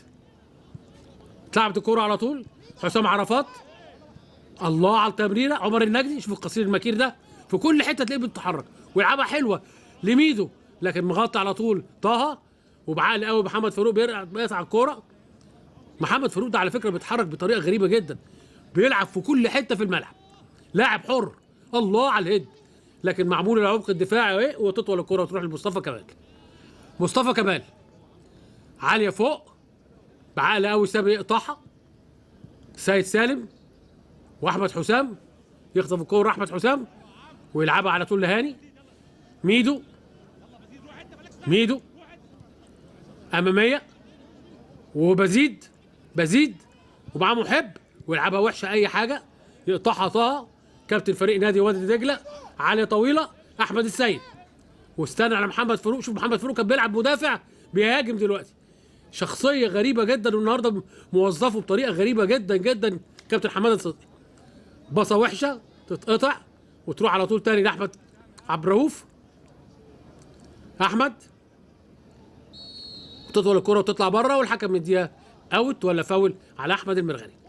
اعتقد فاول لاحمد المرغني لاعب نادي وادي دجله. كابتن حماده قاعد زعلان اهو، والجهاز اللي معاه. الماتش صعب جدا النهارده، وزقه جامده جدا من احمد سامي، زقه من كتفه. فاول لنادي وادي دجله. السيد سالم وايهاب جلال اهو عمالين يتكلموا هما الاثنين وقلقانين، وتترد الكوره على طول تاني. احمد سامي اتخطفت منه، ومعدي لقدام حسام عرفات، وخطره، يا كوره خطره، لكن طلع على طول مصطفى كمال اللي والله ماشي كويس قوي الماتشات الاخيره مع نادي مصر المقاصه. سنه كبير شويه لكن ما شاء الله عليه بيتمرن كويس واخد الموضوع بمنتهى الجديه.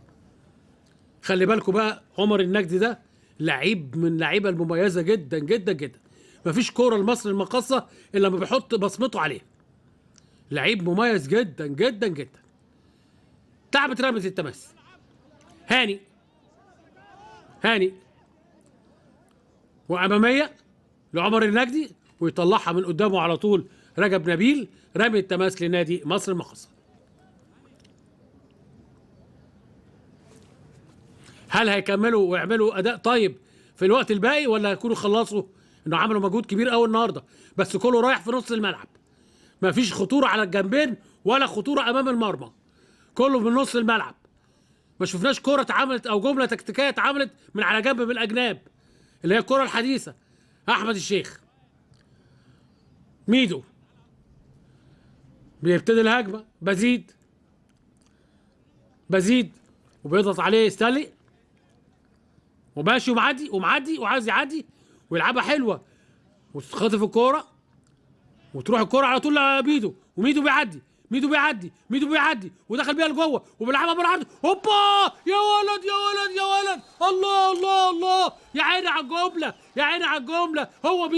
هو ميدو واللعيب الخطير وائل فراج في الدقيقة 13 الهدف الأول لنادي مصر المقاصة. جملة تكتيكية من ميدو، معلش يا ميدو بقى، أو من عمرو بركات، وعملها مزيكا. بقول لكم لعيب ميدو ده لعيب جامد قوي. بص ميدو بقى يعمل ايه وداخل ازاي، وعدى من احمد عبد الرؤوف، واحمد عبد الرؤوف مدافع شاكس، وعمل له كرة بالعرض. الله الله الله الله الله، يا ولد يا وائل، يا ولد يا وائل، من الوضع طائرا. الله الله الله، جون مزيكا، جملة تكتيكية حلوة جدا جدا جدا. والهدف الأول لمصر المقاصة وائل فراج في الدقيقة 13 من زمن الشوط الثاني. وائل فراج هدف جميل جميل جميل، وجملة تكتيكية من ميدو. يا ولد يا ميدو، يا ولد يا ميدو. الله على الكوره، بقول لكم فرقتين نار، فرقتين نار من احلى الفرق. ده الثالث والثاني العاشر. مصر المقاصة العاشر كان قبل الاسبوع ال 18. هنشوف بقى بعد نتيجه المباراه او بعد المباراه ما تنتهي ايه اللي هيحصل. لسه كتير، لسه في وقت كتير. لكن الجون كان بيبين على الدلاله اللي فيها فريق مصر المقاصة ان هو ماشي احسن كتير من نادي وادي دجله، اللي الكابتن حماده النهارده تحس ان هو خايف منه. تحس ان حماده صدقي عامل مش خايف منهم خوف يعني، بعمل حساب زياده شويه على حساب الناحيه الهجوميه بتاعته، على حساب ان هو يهاجم، على حساب ان هو يجيب اهداف، وهو فرقه من الفرق اللي عندها نشاط قوي. لكن النهارده هو منكمش شويه، وبالذات نجمه ستانلي عدى وزق فاول على ستانلي، فاول على ستانلي. ومحمود بسيوني حكم اللقاء اللي عاجبني جدا النهارده، يعني من المجموعه الممتازه بتاعت الكابتن عصام، حكم مميز جدا جدا جدا، وكل قراراته سليمه حتى الان. محمود بسيوني. عبد الحميد سامي، احمد السيد. هل الهدف بقى هيبقى يدي دفعه معنويه لفريق مصر المقاصة يواصل هجومه، ولا ينكمش دفاعيا؟ لسه بدري وخطره، لكن يصلحها على طول طه ابراهيم لرجب نبيل. مدافعين فريق نادي وادي دجله، اين انت يا مهاب؟ ويلعب كره اماميه وبيتحرك لقدام. حسام عرفات، حسام عرفات ويلعب كره لسه، ويلعب كره حلوه لكن يقطعها على طول ميدو لهاني. احسن لاعب في الملعب النهارده هاني، مش اوفسايد ولا ايه، ما يلحقهاش تطول الكره وتطلع بره. وائل فراج لعيب لعيب لعيب. والتغييرات ابتدت. وادي دجله هيغير، رقم 7 تاحه هينزل ويطلع احمد حسام على مهله كده، بيلعبها سامي لاحمد حسام اماميه. شيخ نقله واحده، سامي، وسامي بيلعب كرة عالية طويلة خطرة خطرة خطرة، وبالهد بيلحقها على طول أمين عبد الحميد، ويطلع كرة طه، والهجمة لمروان. مروان تطول الكرة وتروح لميدو. ميدو مع الكرة وبيهدي لسه اهو، وجنبه على طول بيلعبها ل عبد الغني النجدي. بزيد ويلعب كرة. يا ولد يا هاني، يا ولد يا هاني، يا احسن لعيب النهارده. الله الله الله الله، صفر وتسلل، راح لها بدري شويه. ادي الحكم الثاني هيثم رمضان رافع الرايه، وتسلل على وائل فراج. داخلين على الدقيقه 17 من زمن الشوط الثاني. مصر المقاصة هدف جابوا وائل فراج في الدقيقه 13 من زمن الشوط الثاني، ولا شيء لفريق نادي وادي. الله، لعبها مهاب حلوه جدا، وكره بالعرض وضربه ركنيه، لعبها وائل مهاب سعيد. كره حلوه لمحمد فاروق، بيلعبها بالعرض تيجي في مدافع فريق نادي مصر المقاصة، وتبقى ضربه ركنيه. مهاب سعيد وعملوا الاوفر مهاب، ويطلع على طول احمد حسام، تطول الكرة يلحقها قبل ما تطلع بره. المرغني يلعبها على طول تاني، المرغني احمد عبد الرؤوف، وكرة عالية طويلة ما حدش مستنيها، لكن تروح لمروان، تروح لمهاب، ومهاب شوبا يطلع على طول عبد الحميد سامي، وتترد الكرة من احمد الشيخ. وابتدى وادي دجله يشكل خطوره على مرمى فريق نادي مصر المقاصة. حسام عرفات، احمد سيد سالم، عرفات، مرغني، ويلعبها بالعرض تاني، بيحاولوا يضغطوا على فريق مصر المقاصة. سيد سالم، مرغني، ويلعب كرة طويلة تتقطع في السكة، والهجمة تبتدي على طول. سامي ويلعبها بالعرض، عبد الحميد سامي، والله على التبريرة، تتخطف الكرة وتروح على طول تاني للمرغني، وكرة عالية طويلة. غلطة كبيرة جدا جدا جدا اللي عملها مصطفى كمال، غلطة كبيرة جدا جدا جدا، كانت أن تكلفه هدف من كرة ملهاش أي خطورة. ميدو ويلعب كرة عالية طويلة، سرعة سرعة سرعة، مين يسبق؟ مين يسبق؟ الله، عدى بيها عمر النجدي، لكن تتقطع الكرة على طول وترجع ناحية الشمال عند السيد سالم الظهير الأيسر. وادي كابتن حماده صدقي مغلوب 1-0 وقاعد متضايق. اتلعبت الكرة على طول تاني لمهاب، بيكملوا لقدام تامر محب، وميدو راجع عامل الناحية الدفاعية. تامر محب لسه بيفكر هيديها لمين. الكرة بقت على الأرض بقى، عشان كده الكرة بقت أحلى. أحمد عبد الرؤوف، السيد سالم يلعبها أمامية على طول لحسام عرفات. حسام لسه الكرة معاه ويلعبها لمهاب. ابتدوا ينقلوا كرة حلوة دلوقتي فريق نادي وادي دجلة، وترقيصة حلوة بيعدي بيها محمد فاروق. 3-4 نقلات وحلوة جاي من ورا، مش اوفسايد، لكن رفع الراية وده اوفسايد على السيد سالم الظهير الأيسر لفريق نادي وادي دجلة. تخليل على الدقيقة 20 من زمن الشوط الثاني. مصر المقاصة 1 وادي دجلة لا شيء. هدف جابه وائل فراج في الدقيقة 13 من زمن الشوط الثاني. الشوط الثاني أحلى من الشوط الأول.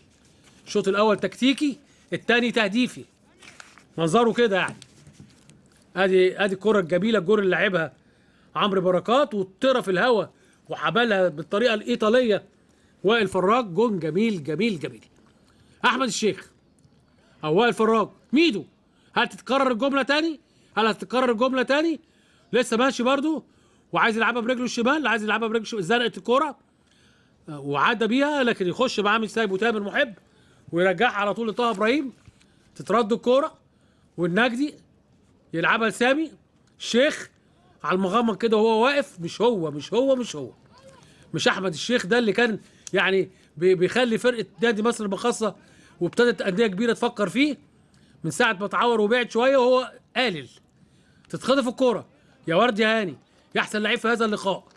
يلعبها على طول لميدو ويغمزها كده للقادم من الخلف بزيد الظهير الايسر، وبيعدي من محب، ونفس الجمله خطره. اين انت يا وائل فراج؟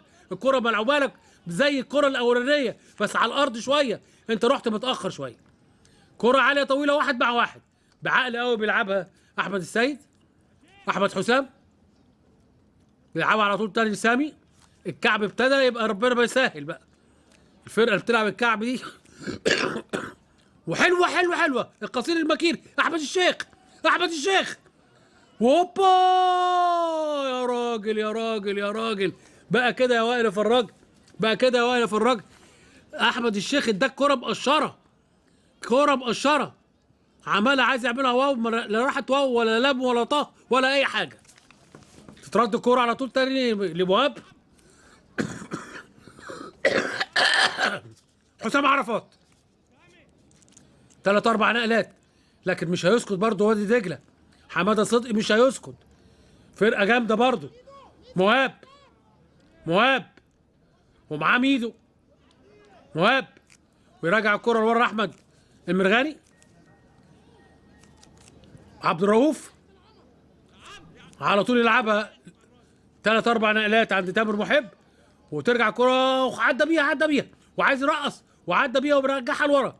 حسام عرفات لعيب بقول لك مميز جدا. تطول الكره منه ويلحقها تاني ودربكه كده والكره تحت رجله. محمد فاروق اللي بيلعب في اعجب مركز، الواحد مش عارف بيلعب ايه في كل حته في الملعب. وتمريره وحشه من احمد المرغني لاحمد حسام، تتخطف الكوره وتروح تاني لفريق نادي وادي دجله وخطره استلي. هو ده لكن احمد السيد يزق الكوره ويطلعها ضربه ركنيه لفريق وادي دجله. اتلعبت الكوره على طول لمهاب واوفر وحارسين طبعا استلي وكرة تطول والحكم بيقول يلعب ما فيهاش حاجه. مرغني هوبا يمين يا راجل لمصطفى كمال حارس مرمى نادي مصر المقاصة. رقابه صارمه على ستانلي. بقى ده ستانلي اللي جاب 3 هاتريك الماتش اللي فات وعمال يجيب اهداف و7 اهداف، واللي ابتدى ياخد يعني فرصه ان هو من احسن لعيبه الدوري المصري النهارده ما لمسش الكوره. طه ابراهيم واقع اهو كابتن فريق نادي وادي دجله، ان شاء الله بسيطه باذن الله. ومباراه ساخنه. الهدف بتاع وائل فراج سخن المباراه. لعيب لعيب لعيب، وعملها له ميدو ايه زي الكتاب ما بيقول. عملها له حلوه حلوه حلوه، طار في الهواء ولعبها باليد من بين ايد امير عبد الحميد، ويجيب جول من احلى الاهداف من الجمل التكتيكيه الفنيه في هذا اللقاء او في الدوري العام. محمد فاروق اللغز لفريق وادي دجله. مرغني، محمد فاروق، وتتقطع الكرة على طول تاني. الضغط كله دلوقتي لوادي دجله، وانكمش فريق نادي مصر المقاصة من غير مبرر، من غير مبرر. ولازم الكابتن ايهاب يكلم لعيبته بقالنا نص ساعه بنلعب في الملعب، بقالنا قصدي 20 دقيقه بنلعب في الملعب، في نص ملعب فريق نادي مصر المقاصة بعد ما الجون ما جه. كله ضاغط اهو، بص كلهم راجعين لورا، حتى وائل فراج راجع اهو. احنا ما بنتفرجش على الكوره، بص على اللعيبه بتاعت الفريق الخضراء فين كلهم. بتعليمات من ايهاب جلال كله راجع في نص ملعبه. ما ينفعش الكلام ده، ما ينفعش الكلام ده. لكن مصر وادي دجله مش ساكته، وحسام عرفات او محب يلعبها على طول تاني لمحمد فاروق، ومحمد فاروق بيلعب كوره حلوه حلوه حلوه وخطره. جول جول جول جول جول، كانت تخش جوه الجول.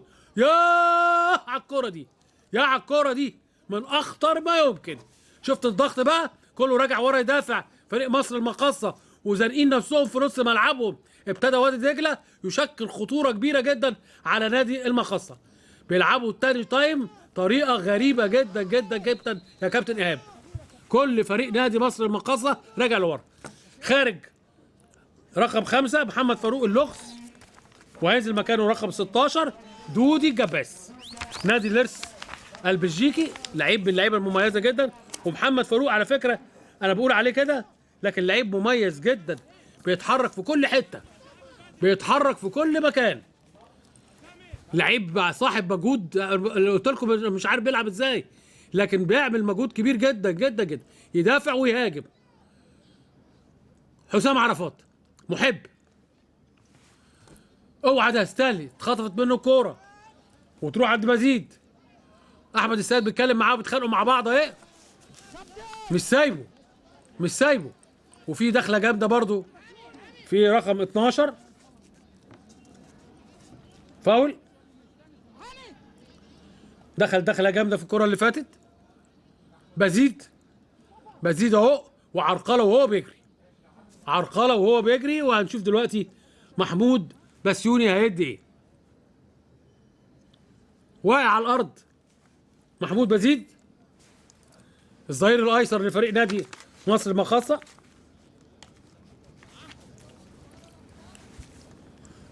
واللعب متوقف، وداخلين على الدقيقه 27 من زمن الشوط الثاني.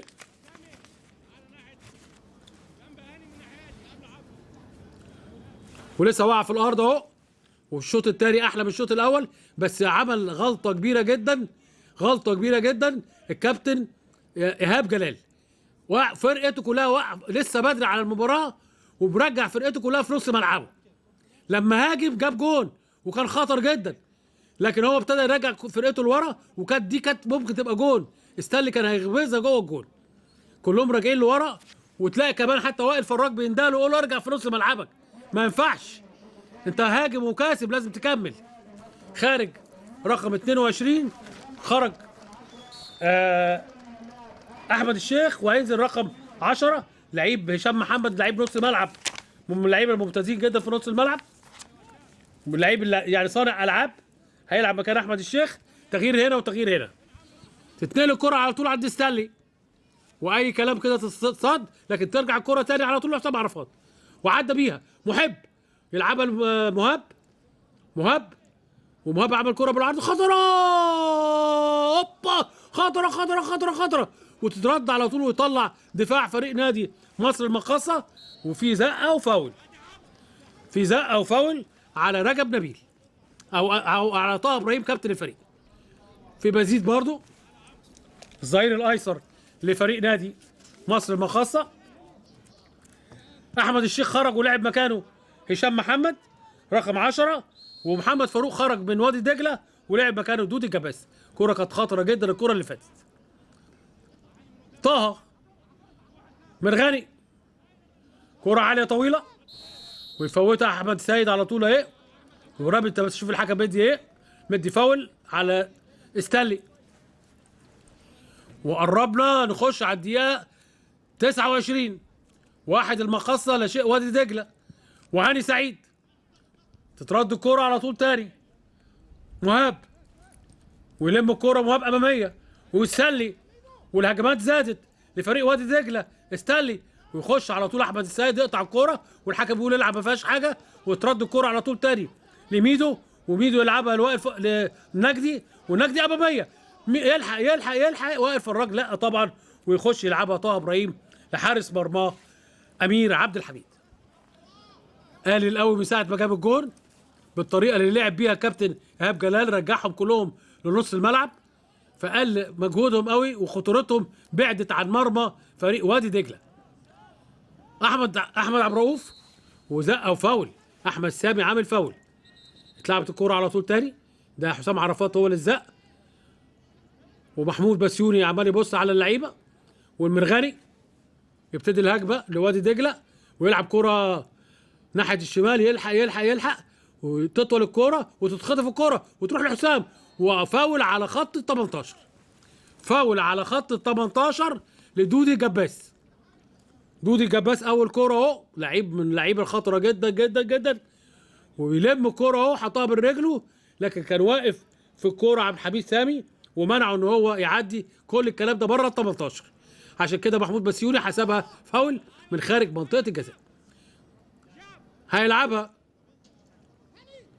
هنشوف مين هيلعبها، اعتقد برغاني، وعمل الاوفر ويطلع على طول ميدو، وهوبا يشوطها تاني احمد عبد الرؤوف، وهوبا تترد الكوره تاني، والتسديدات مستمره، ورايه وصفاره وتسلل على فريق نادي وادي دجله. وادي دجله منظره هيجيب اهداف، منظره هيجيب اهداف بالطريقه اللي بيلعب بيها مصر المقاصه. ويلعب الكوره على طول مصطفى كمال، عاليه طويله، شوف فانيلا خضراء واحده في وسط 7-8 صفر، ويلعب كوره حلوه خطره خطره خطره، القصير المكير، ويطلع الكوره بره، طلع الكوره بره السيد سالم الظهير الايسر. ضربه ركنيه لفريق مصر المقاصه، ضربه ركنيه لفريق مصر المقاصه من 20 دقيقه، اول مره الكوره توصل ضربه ركنيه لفريق نادي مصر المقاصه. وادي اللعيب الخطر اهو، السوبر اللعيب المميز عمر النجدي، القصير المكير، وكرة بالعرض وخطرة، وخرجت ولا خرجت فعلا، وضربة ركنية. حب هو يستنى عليها السيد سالم، كان يقدر يطلعها، ومحمود بسيوني بيقول كرة ضربة مرمى، قال ضربة مرمى، يعني مساعد الحكم ما كانش حاسبها. بص اهي اهي اهي اهي اهي اهي، عدت بالكامل، لكن الحكم ما حسبهاش، هو حر قراره. المخرجين دلوقتي بيعملوا يعني حكام دخله جامده، وفاول لنادي مصر المقاصه، فاول لنادي مصر المقاصه. ومباراه مش شدانا كلنا، مباراه حلوه، خصوصا لما فريق نادي وادي دجله في الشوط الثاني احسن من الشوط الاول. ترجع الكره على طول تاني لمصطفى كمال حارس مرمى مصر المقاصه، وكره عاليه طويله يخش يلعبها رجب نبيل، وترد الكره عند سامي بيلعبها على المغمض كده، رايح لها ويسيبها تامر محب، ورمي التماس لفريق نادي وادي دجله. ادي ايهاب جلال اهو، واتلعبت الكوره على طول مرغني، ويخطفها منه سامي، والحكم بيديها فاول على سامي، فاول احمد سامي. اتلعبت الكوره عند مرغني، يلعبها ناحيه الشمال عند السيد سالم الظهير الايسر، وكره عاليه طويله، وعاليه طويله، لكن مغطى احمد السيد. وبقول لكم اللعيب الكبير لما بيلعب مع فرقه زي دي تفرق معاهم كتير قوي. احمد السيد النهارده برضو عامل مجهود كبير قوي. نجدي ولمتين ثلاثه وما طلعتش بره، وكره عاليه طويله برجال ميدو، لكن بيستنى الكره ويرقص ترقيصه حلوه اتاخر فيها قوي رجب نبيل. السيد سالم نقلتين ثلاثه، ترجع الكره تاني لمرغني، رجب نبيل، طه، ويلعب كرة عالية طويلة، يخش ده احمد سيد، مهاب استنلي، ويلم الكرة وعايز يعدي، الله الله الله الله الله، يا راجل يا راجل يا راجل، دودي الجباس ضيع فرصه كبيره جدا. ميدو ويلعب كرة عالية طويلة، مش اوفسايد مش اوفسايد، لكن راجع بسرعة يلم الكرة، لكن رفع الراية متأخر مساعد الحكم. ما كنتش رافعها يا كابتن. استرد الكرة وتسلل، وهنشوف برضو خرج ميدو اهو ونازل رقم 39. رقم 39 نازل ابو بكر الغاني، ابو بكر عبد اللطيف لاعب فريق نادي مصر المقاصة، مكان ميدو اللي عامل ماتش النهارده من احلى الاهداف. هو اللي صنع الهدف وعمل ماتش حلو حلو حلو. عمل ماتش حلو قوي قوي النهارده. يعني من اللعيبه المميزه جدا عمرو بركت. نقلتين ثلاثه للمرغني وحوالي 15 دقيقه او متاسف 10 دقائق 11 دقيقه تقريبا حتى نهايه المباراه. وهنشوف بقى، اعتقد هيبقى فيها اهداف. الماتش كده منظره فيه اهداف تانيه. اتلعبت الكوره على طول تاني. تامر محب، طه، وابتدى الهجمه على طول تاني عند السيد سالم الظهير الايسر، ويبتدي الهجمه لفريق نادي مصر المقاصة لوادي دجله. يراجع الكوره لورا ويلعب برغاني كوره عاليه طويله، وهوبا هو ده هو ده هو ده هو ده، وشايطها حلوه حلوه حلوه، تطلع الكوره بره، ولسه نازل اهو ويشوط الكوره تطلع الكوره بره. تغيير تاني، خارج احمد حسام وهيلعب رقم 2 محمد ابو المجد. محمد ابو المجد، المدربين دلوقتي على طول عمالين يغيروا اهو، وشايطها شوطه حلوه حلوه حلوه. ده الماتش اللي كان اتلعب الاول، كان محمد ابو المجد هو اللي هيلعب وكان احتياطي، ونازل اهو، ونازل كمان رقم 29. هنشوف مين اللي نازل رقم 29 من فريق احمد حسام، ومحمد ابو المجد نزل مكانه.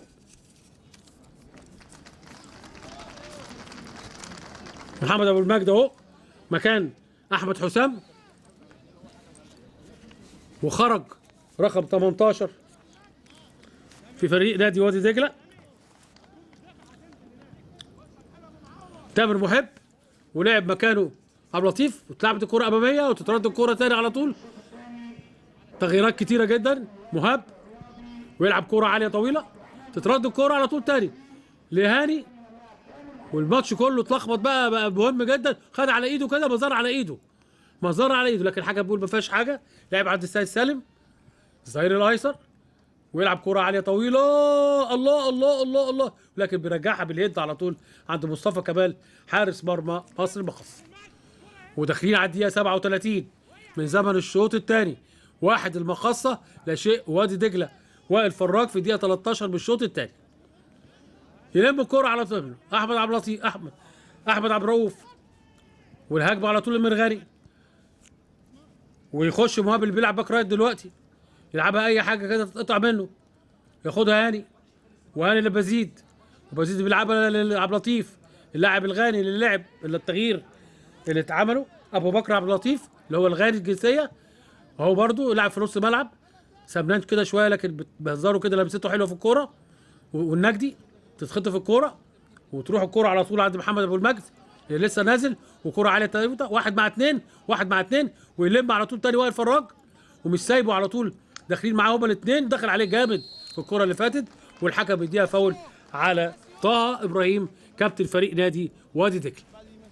وداخلين على الدقيقه 38 من زمن الشوط الثاني، وما زالت النتيجه 1-0 لنادي مصر المقاصة.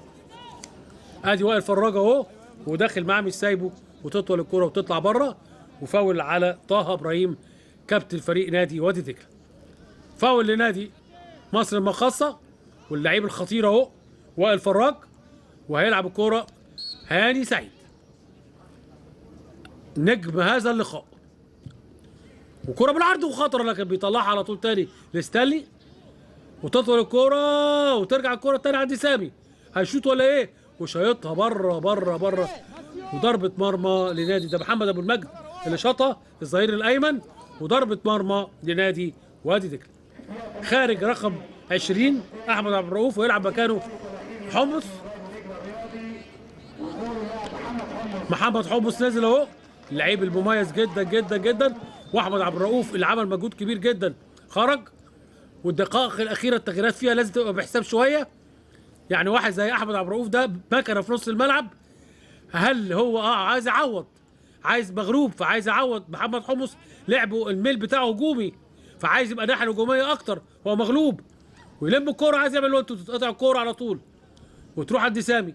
الله على التمريره، اتلعبت حلوه وكره خطره. القصير المكير، القصير المكير، القصير المكير، هو جول. يا مش ممكن، مش ممكن، مش ممكن. يا على الكوره، يا على الكوره، بقول لكم خطر خطر خطر. قصير مكير، قصير مكير، جول 100%، جول 100%. شايفين السرعه ورقص على طول امين عبد الحميد بيحطها في المرمى. يا ولد يا ولد يا ولد، طلع الكوره رجب نبيل وينقذ فرقته بالهدف الثاني، وينقذ فرقته بالهدف الثاني.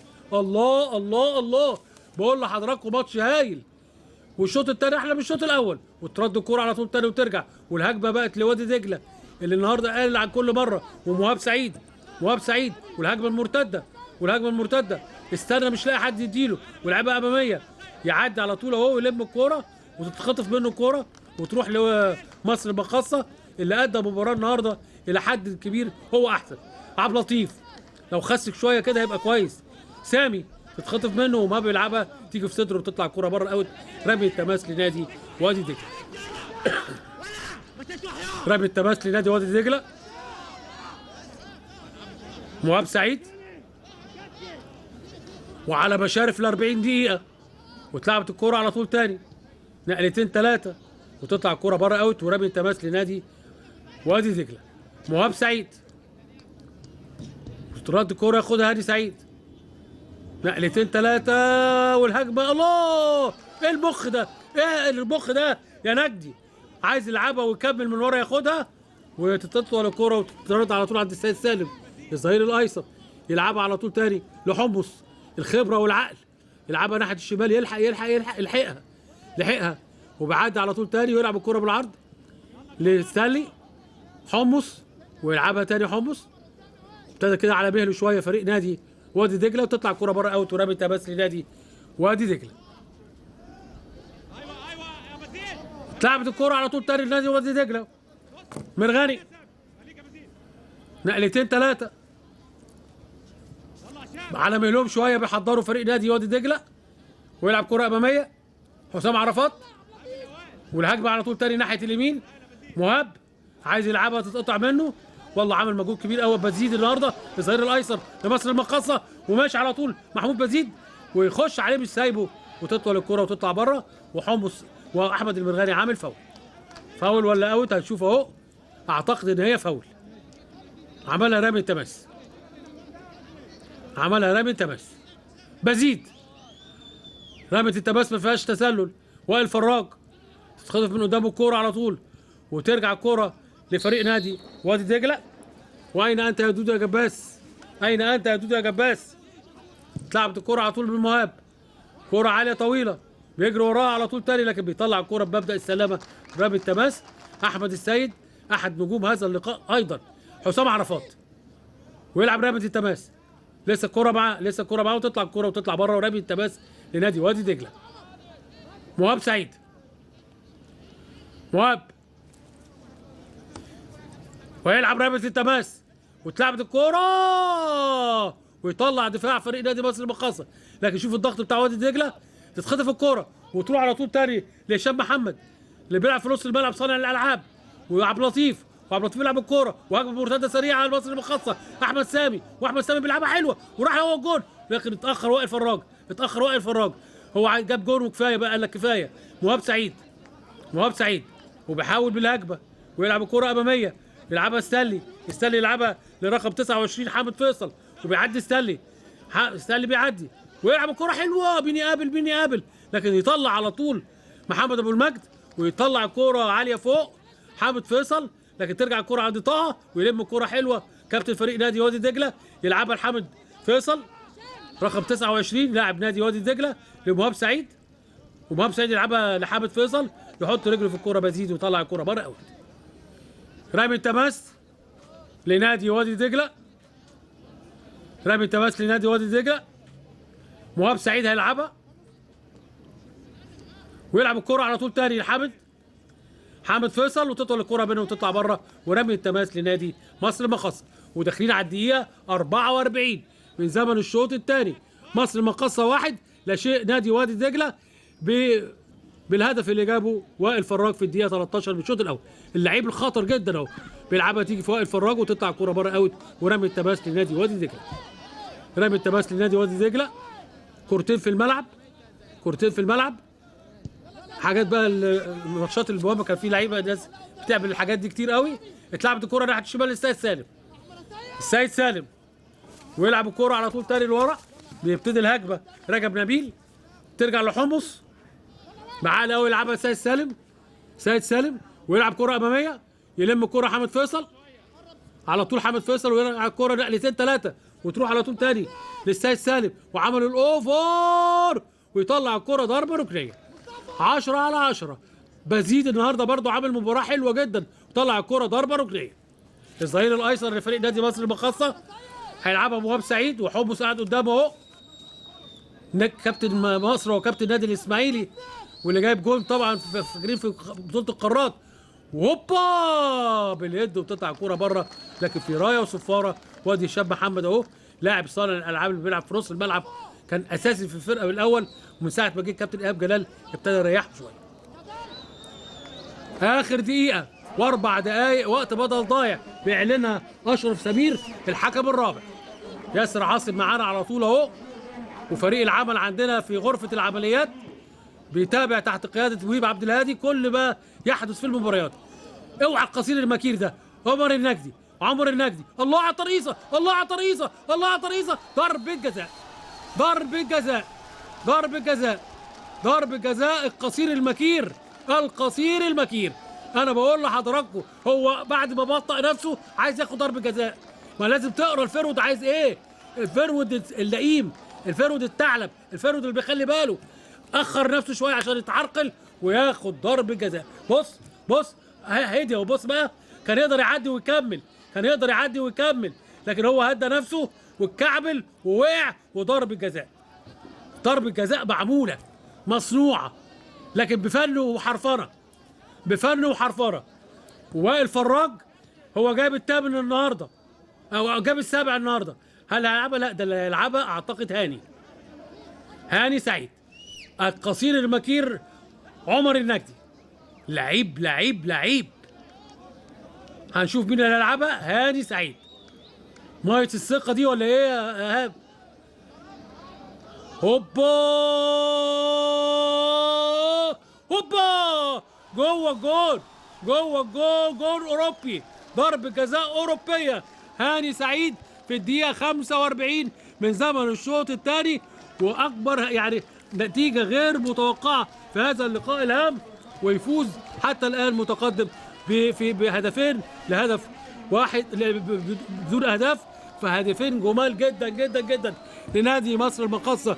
واحد لوائل فراج وضربه جزاء لعبها هاني سعيد زي اوروبا بالظبط. الله الله الله الله على الهدف الثاني.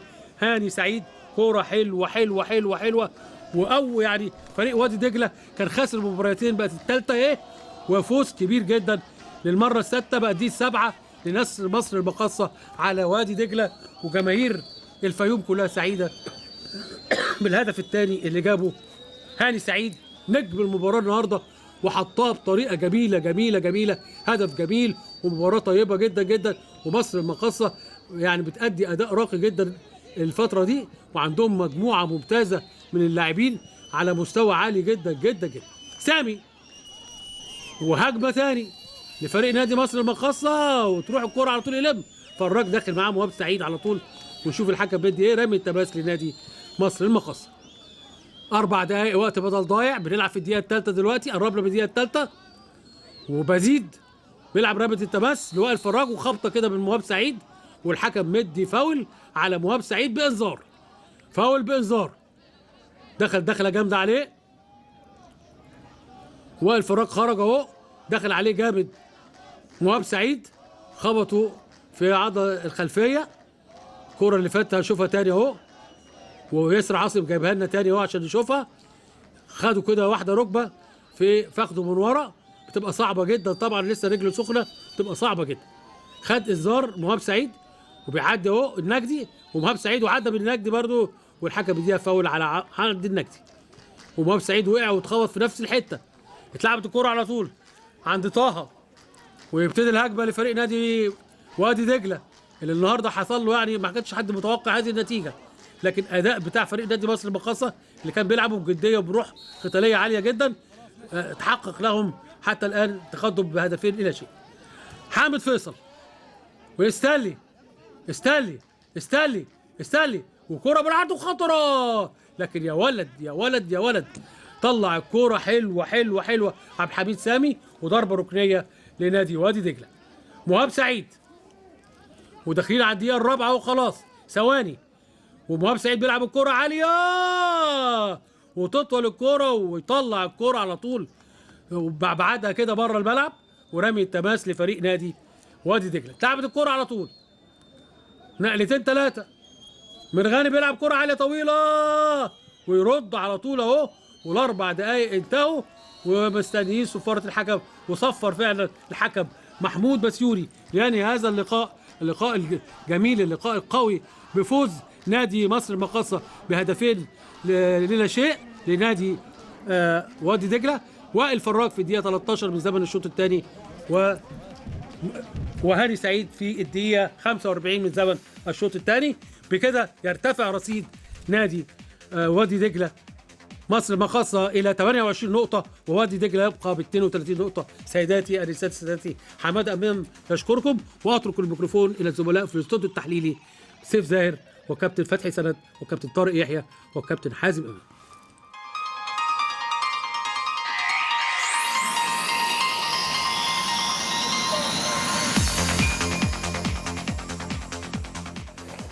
وبالفعل انتهى الشوط الثاني ما بين مصر المقاصة ووادي دجلة. لقاء الحقيقة يعني شوط ثاني من طرف واحد، تغيب تماما نادي وادي دجلة. المقاصة سيطر على الموقف في الشوط الثاني تماما. اعتقد ان النتيجة عادلة 2-0. احرز في الدقيقة 13 من الشوط الثاني وائل فراج من هدف بضربة رأس زي ما احنا شايفين مع ياسر عاصم مخرجنا، ثم أضاف هاني سعيد في الدقيقة 45 ضربة جزاء لا أروع ولا أجمل من كده. ثقة كبيرة جدا، ولكن مصر المقاصة النهاردة هو المسيطر، هو المؤدي، هو الأقرب. أعتقد في النهاية نتيجة عادلة جدا. أستاذ فتحي، سيادتك لخصت الموضوع. فعلا المقاصة شوط تاني أفضل. إيهاب جلال كان أفضل تفكيرا وفكرا وتعاملا مع المباراة من كابتن حمادة صدقي. أعتقد أن ثلاثي الوسط هاني سعيد وأحمد سامي وعمرو بركات كان لهم أدوار متنوعة في الاستحواذ والتمرير. ده حضرتك استاد اسماعيليه منذ قليل وصول استاد اسكندريه، انا اسف، وصول فريق نادي الاسماعيلي عصام الحضر اهو. فانا بشوف حضرتك انه هذا الثلاثي لعب دور مهم جدا. يمكن برضو الدور الهجومي اللي عمله محمود بزيد تحديدا، يمكن احمد حسام كان اقل منه، تمركز الدفاع الجيد للمقاصه.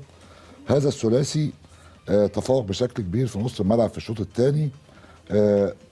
امكانياتهم متنوعه، يعني ما بين هاني سعيد صانع العاب ومفكر وتمريرات زي ما قلت سليمه، لعمرو بركات لكابتن حماده امام خلاص سماه ميدو لغايه ما خرج في الدقيقه 33 ولعب مكانه ابو بكر غالي. عمرو بركات وعمر النجدي وبازيد عملوا جبهه شديده جدا. يمكن دي كان ثمارها الهدف الاولاني اللي ادى الثقه للاعيبه المقاصه. شفنا وائل فراج بشكل ضغط ان هو بيلعب لوحده، لكن بعد التغييرات السريعه الكتيره اللي عملها كابتن ايهاب جلال، يعني عمل 3 تغييرات في زمن قياسي، يعني في من الدقيقه 27 للدقيقه 35 بالظبط عمل 3 تغييرات. انا في اعتقادي ان ال3 تغييرات دول كان لهم تاثير سلبي على الفرقه، تاثير سلبي، لانه ال3 كان لهم ادوار يعني مميزه، يمكن باستثناء احمد حسام ما قامش بدور هجومي كويس. ما اعرفش احمد شيخ خرج ليه، هل المصاب هل مرهق. عمرو بركات اعتقد بذل مجهود كبير لكن تاثيره كبير، لكن في الوقت اللي ال3 تغييرات في رايي كانت سلبيه كان بيقابلها هبوط حاد. في الدوره الدمويه لفرقه وادي دجلة. وادي دجله